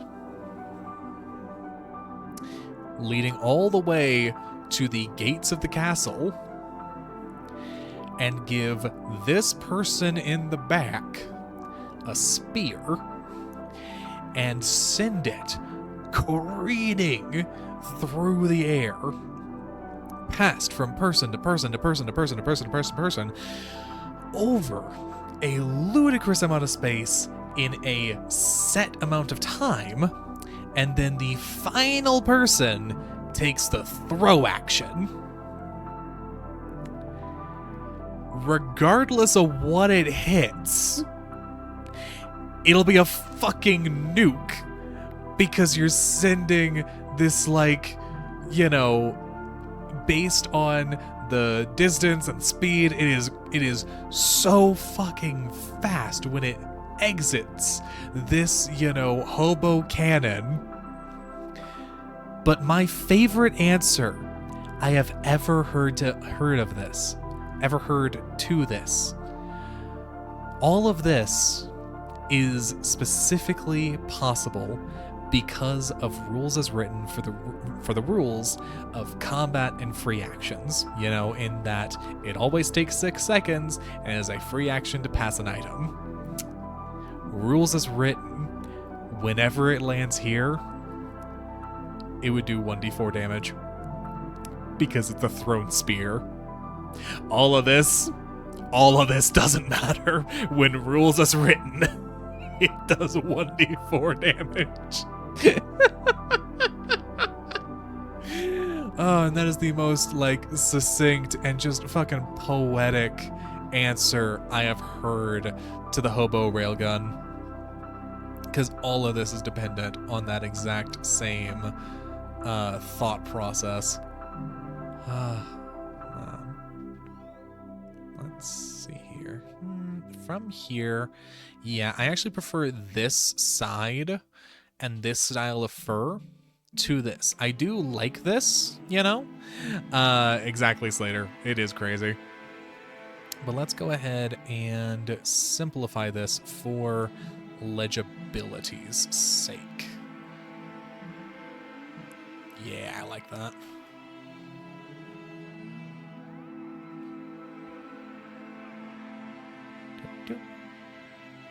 Make this soft and fluffy like a cloud.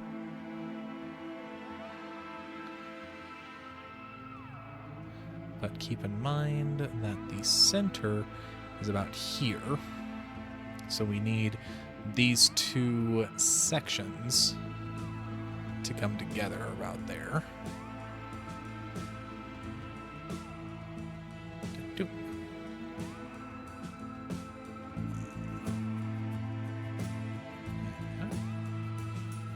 Yeah. Thankfully, I've never had to, like, use that argumentation in my own games. No one has actually tried to use the peasant railgun. But the second someone tries, like this, and that would be like a session, damn near a session of prep and planning and talking and getting all these peasants lined up to do exactly what you're looking for and have this game-breaking thing. And then just see all the wind come out of their sails when I hit them with that, okay, roll 1d4. I've never had a problem player like that I've needed to keep in check like that, thankfully, but God, I imagine the rush would be immaculate.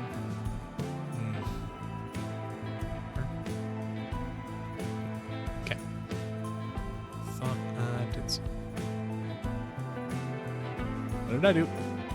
What did I do? Okay. Huh. Sorry. Part of the, like... Hey. Whew. I was very worried that I had... Let me go ahead and just press save right quick.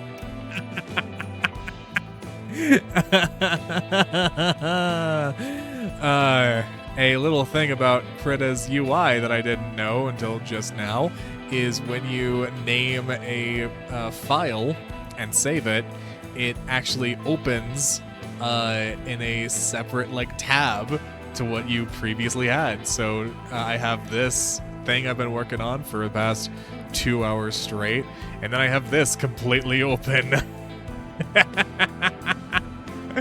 Completely blank thing. I was very worried. And specifically, when I did that, Control Z did nothing.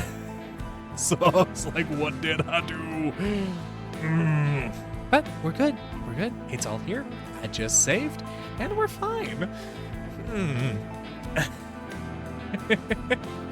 Oh, Vishala, yeah, was driving home, but what I'm saying, I always enjoy a good TTRPG tale. Agreed, same. Gonna lurk for a bit, 100%, man. Enjoy your lurk, enjoy the fact that you're home, and I'm very glad you got there safe, man. Yeah, I love me some tabletop stories. You know, they make for some genuinely wild shit that, you know, there is a part of it that's like, okay, it's wild for me because I experienced all of it, you know. I can see that, you know, being definitely a determining factor. But I hope, you know, it still comes across how much fun it was during the middle of it. Pardon me. Rather than, let's drag this down a little bit so it's more of a point, like how my model is. So actually, it'd be...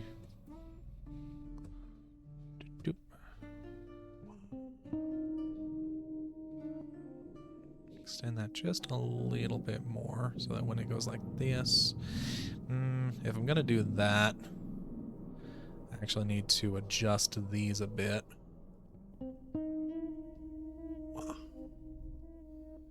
To drag them down a bit further.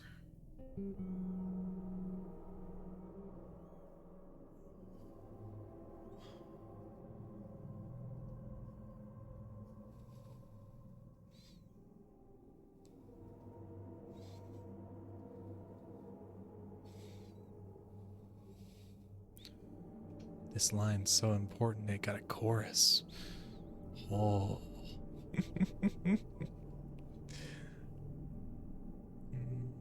Do I like that? Yeah, I like that. I might need to add some more definition up here. And as you can see, I struggle with, like, rough sketches, you know? Or at least I struggle keeping sketches rough, is more what I'm trying to say there. But that I like more, because then I can meet it up here and just redo this one. Doop. It should make for a gentle enough curve while still meeting at a point down below.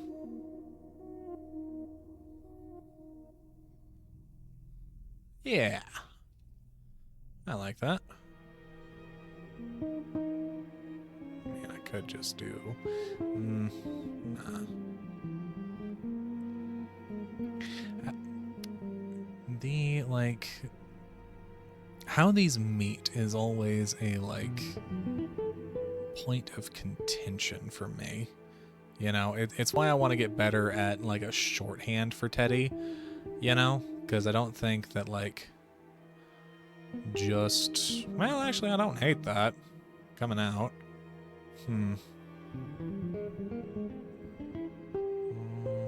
I want to increase the width of that one, so rather than close it just yet, let us go ahead and select you. Actually, like so. And bring this over a little.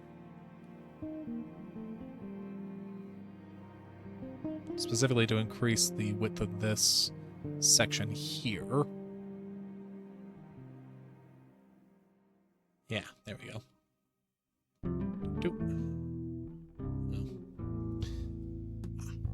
Okay. And erase you. Fill out this line and connect that. See, I far prefer that, you know. It's more in keeping with the scale of these as it comes down, and then we can fill this if I can get a line right. Yeah. Yeah, I like that. And if we go over here and hide that, yeah. I'm liking this. I'm liking this. Let me go ahead and clean this little section here and these.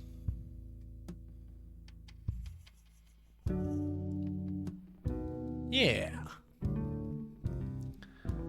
I am liking this. Yeah. There's my outline. There's Teddy.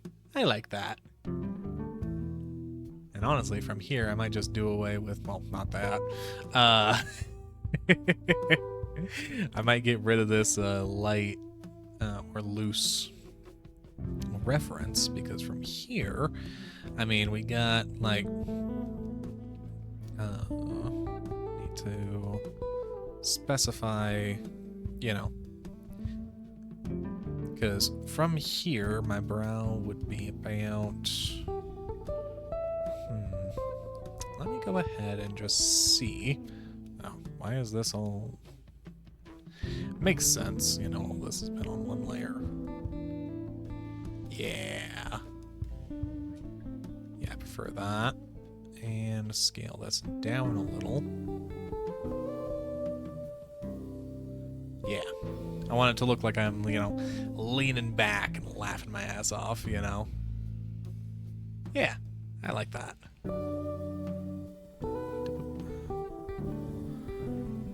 So then...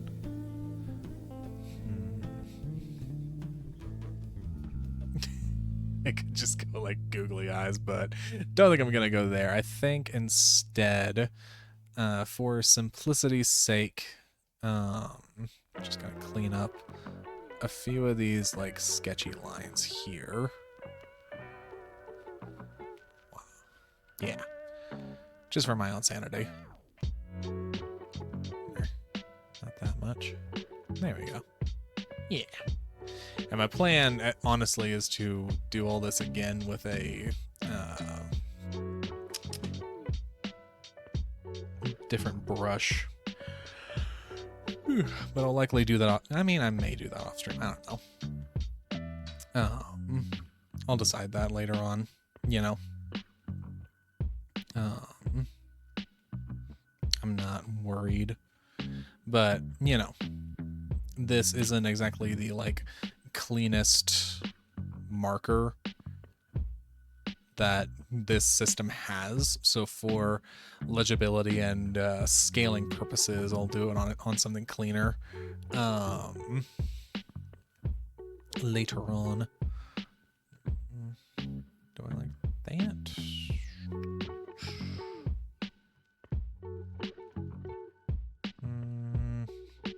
Nah, let's actually change this angle so I don't need to change the other one. Or I don't need to add that specifically.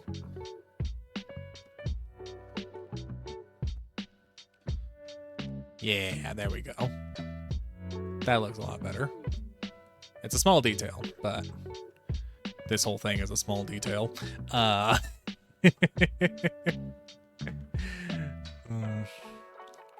mean, that might be a little too small. We'll figure it. I'm not too worried. But we are on pencil, like the rest of this has been. And yes, right.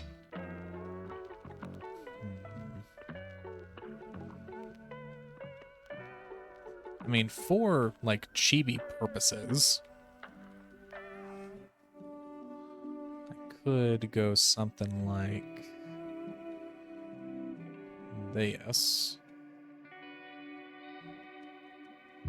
You know, the eye and then curve of the eye and then like a squeezed shut, you know? That's not looking right for some reason.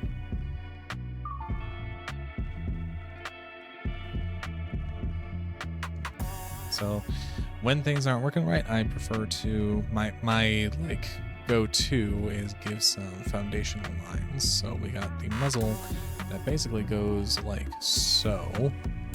So then we have the brow that from this, which would be about, you know, where that would be, comes up.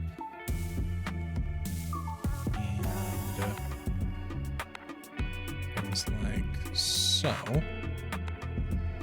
and then on the other side it goes like so. So that's just the brow line, you know.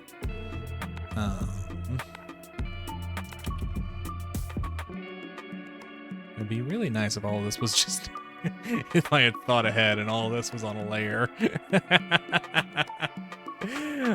But let's go ahead and work this back. So keep, you know, a line right about here, so we can go around here is the eyebrow, you know, yep, and then around here is the eyebrow, nice. Let's clean that up a little bit.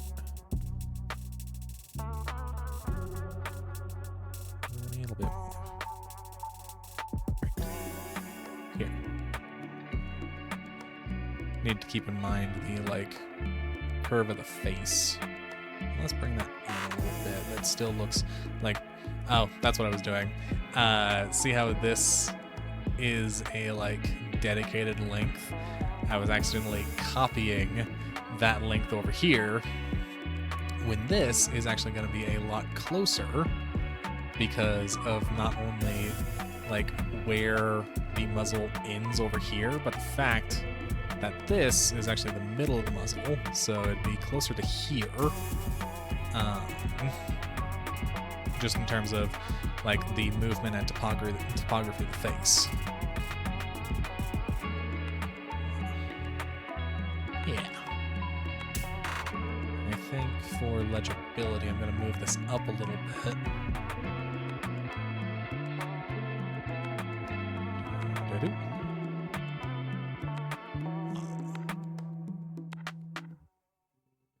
Yeah, to go with the, like, see how it looks more like on this side, he's, like, leaning back, and the,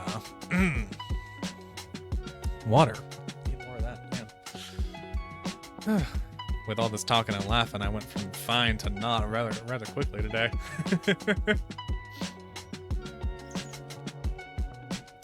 You see how it's like, you know, here it's like he's like, you know, hunching his brow forward, whereas here it's more like he's, you know, leaning back. It's funny how, like, how much such a little thing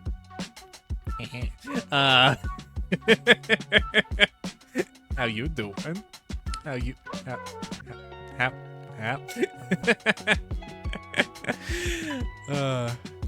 it's funny how such a little thing can, you know, impact how the brain interprets, you know, the angles involved. And I think I prefer that for legibility, especially moving out. So if we go back in, deselect, doop, and finish this off, because yes, thank you. Let me go ahead and do that. Stop that from happening again. Just to be on the safe side.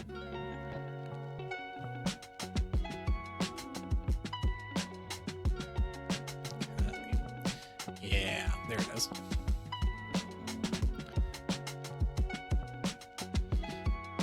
I learned this trick for eyebrows, you know, because it's not a matter of, like,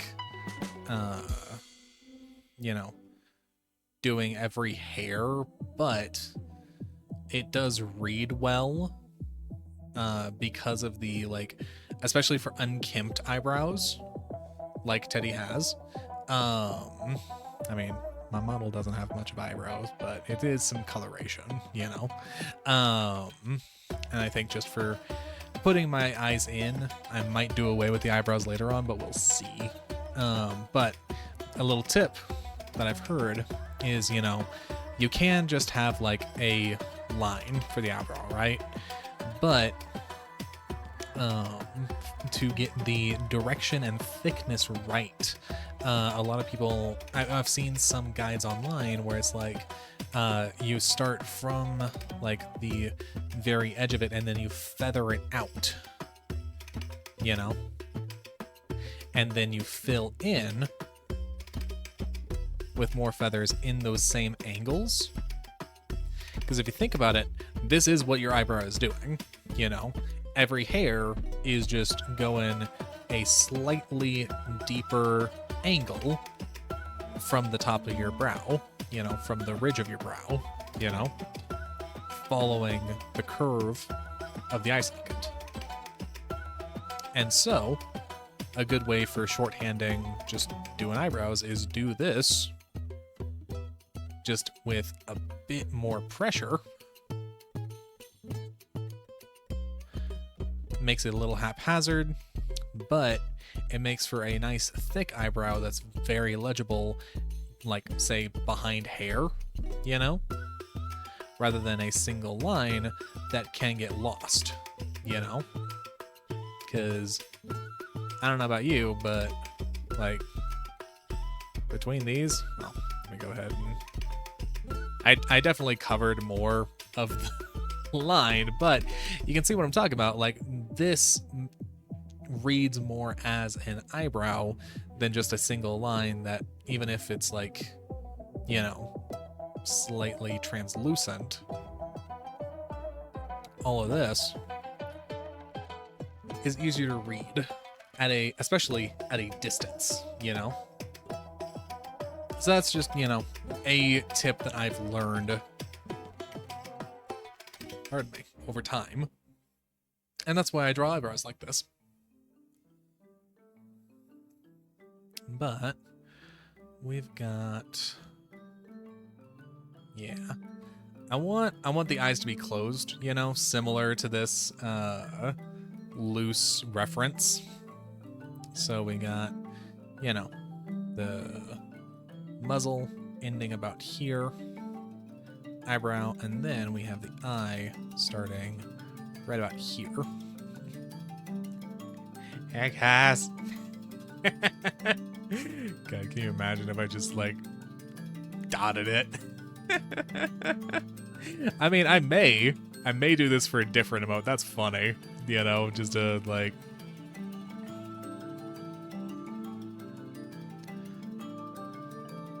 Just a fucking flat stare with dot eyes. That might be funny. But for now, let's go ahead and yeah, I'm thinking closed eyes following this.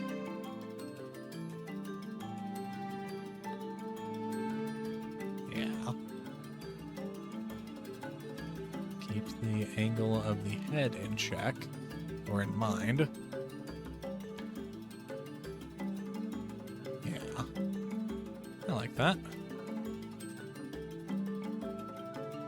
But I'm actually going to make the eyes a little larger than I normally would, so that it's more legible from a distance. So then, let's go ahead and bring this eye down.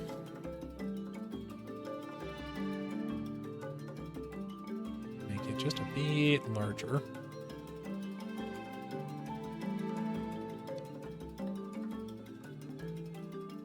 Yeah. Now, all told, because of this, I actually won't be able to draw the second eye. Or at least, you know, this angle would mean that the other eye would be about here. So, we're going to leave it at one eye.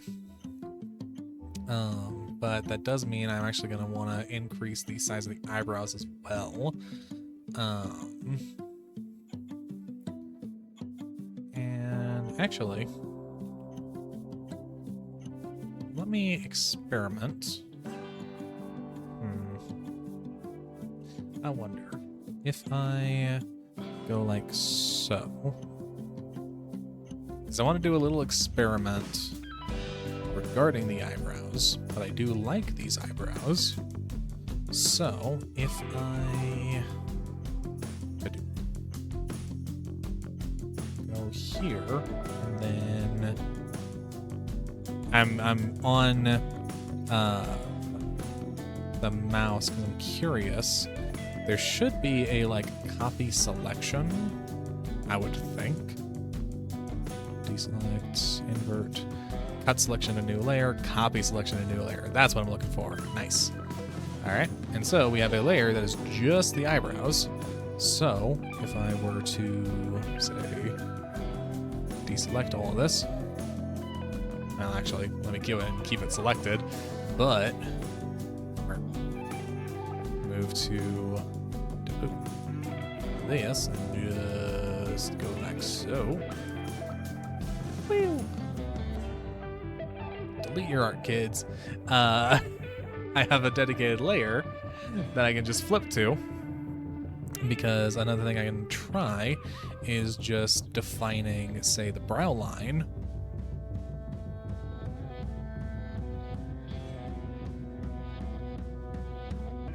Rather than, but that would let me like eke out, and no, that wouldn't let me eke out another eye there. But I'm curious about, just for legibility purposes from a distance, just defining the brow line like this, like so, going from here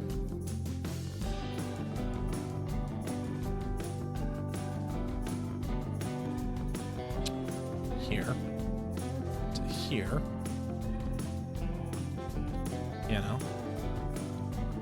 do I prefer this, which is more in line with the model,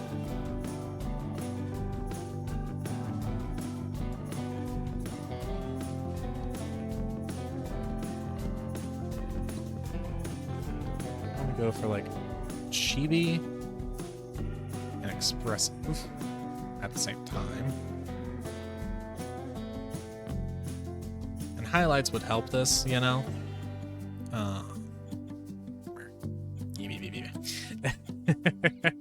But you see what I'm saying? I'm trying to, like, my model has like a defined brow ridge rather than like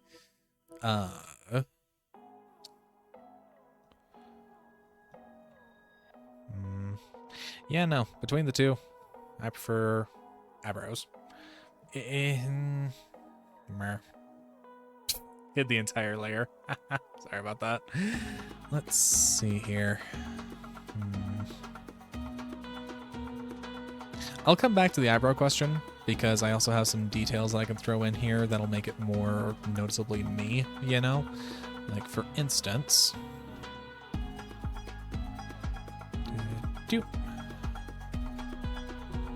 Got a little cuff here.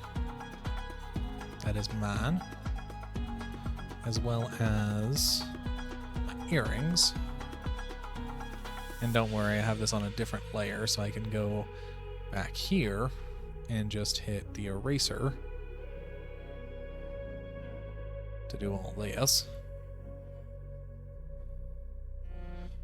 And a benefit is I can actually go in and select this earring, or this earring, I said, and scale it up for legibility on the emote side.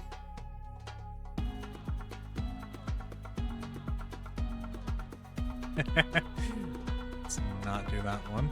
I'm gonna just move it a little.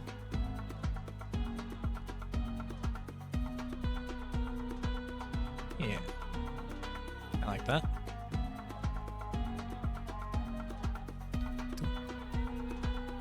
Then I can go back here, clean up this, and this one.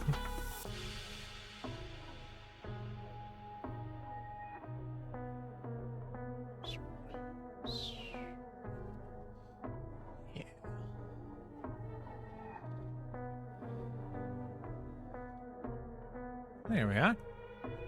And that reads well even from a distance, And getting this in with some silver here in comparison to the brown everywhere else will definitely help. But, yeah, all told, I think the eyebrows are a little much,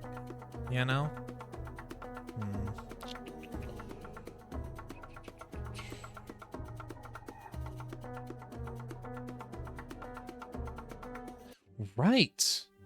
Dip. Give me just a second, folks. I need to respond to something right quick.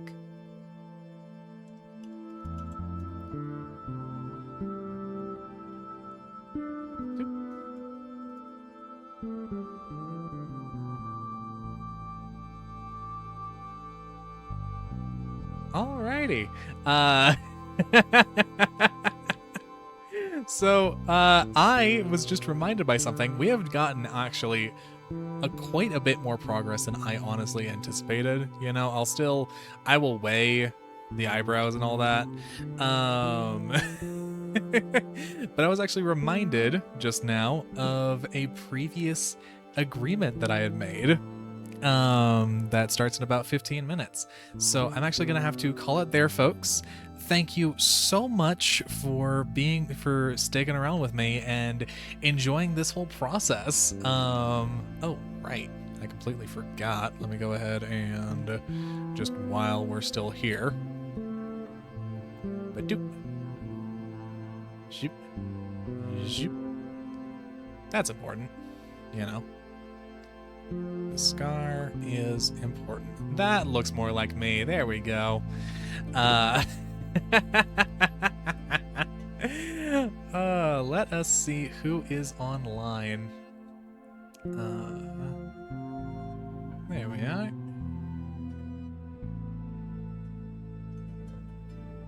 Yeah. Let's go ahead. Ooh, yeah. This'll be a good movement. Based on our previous conversation. I think that'll work. Oh, nope. That's all right. Let me go ahead and copy this. Just getting the raid set up right quick.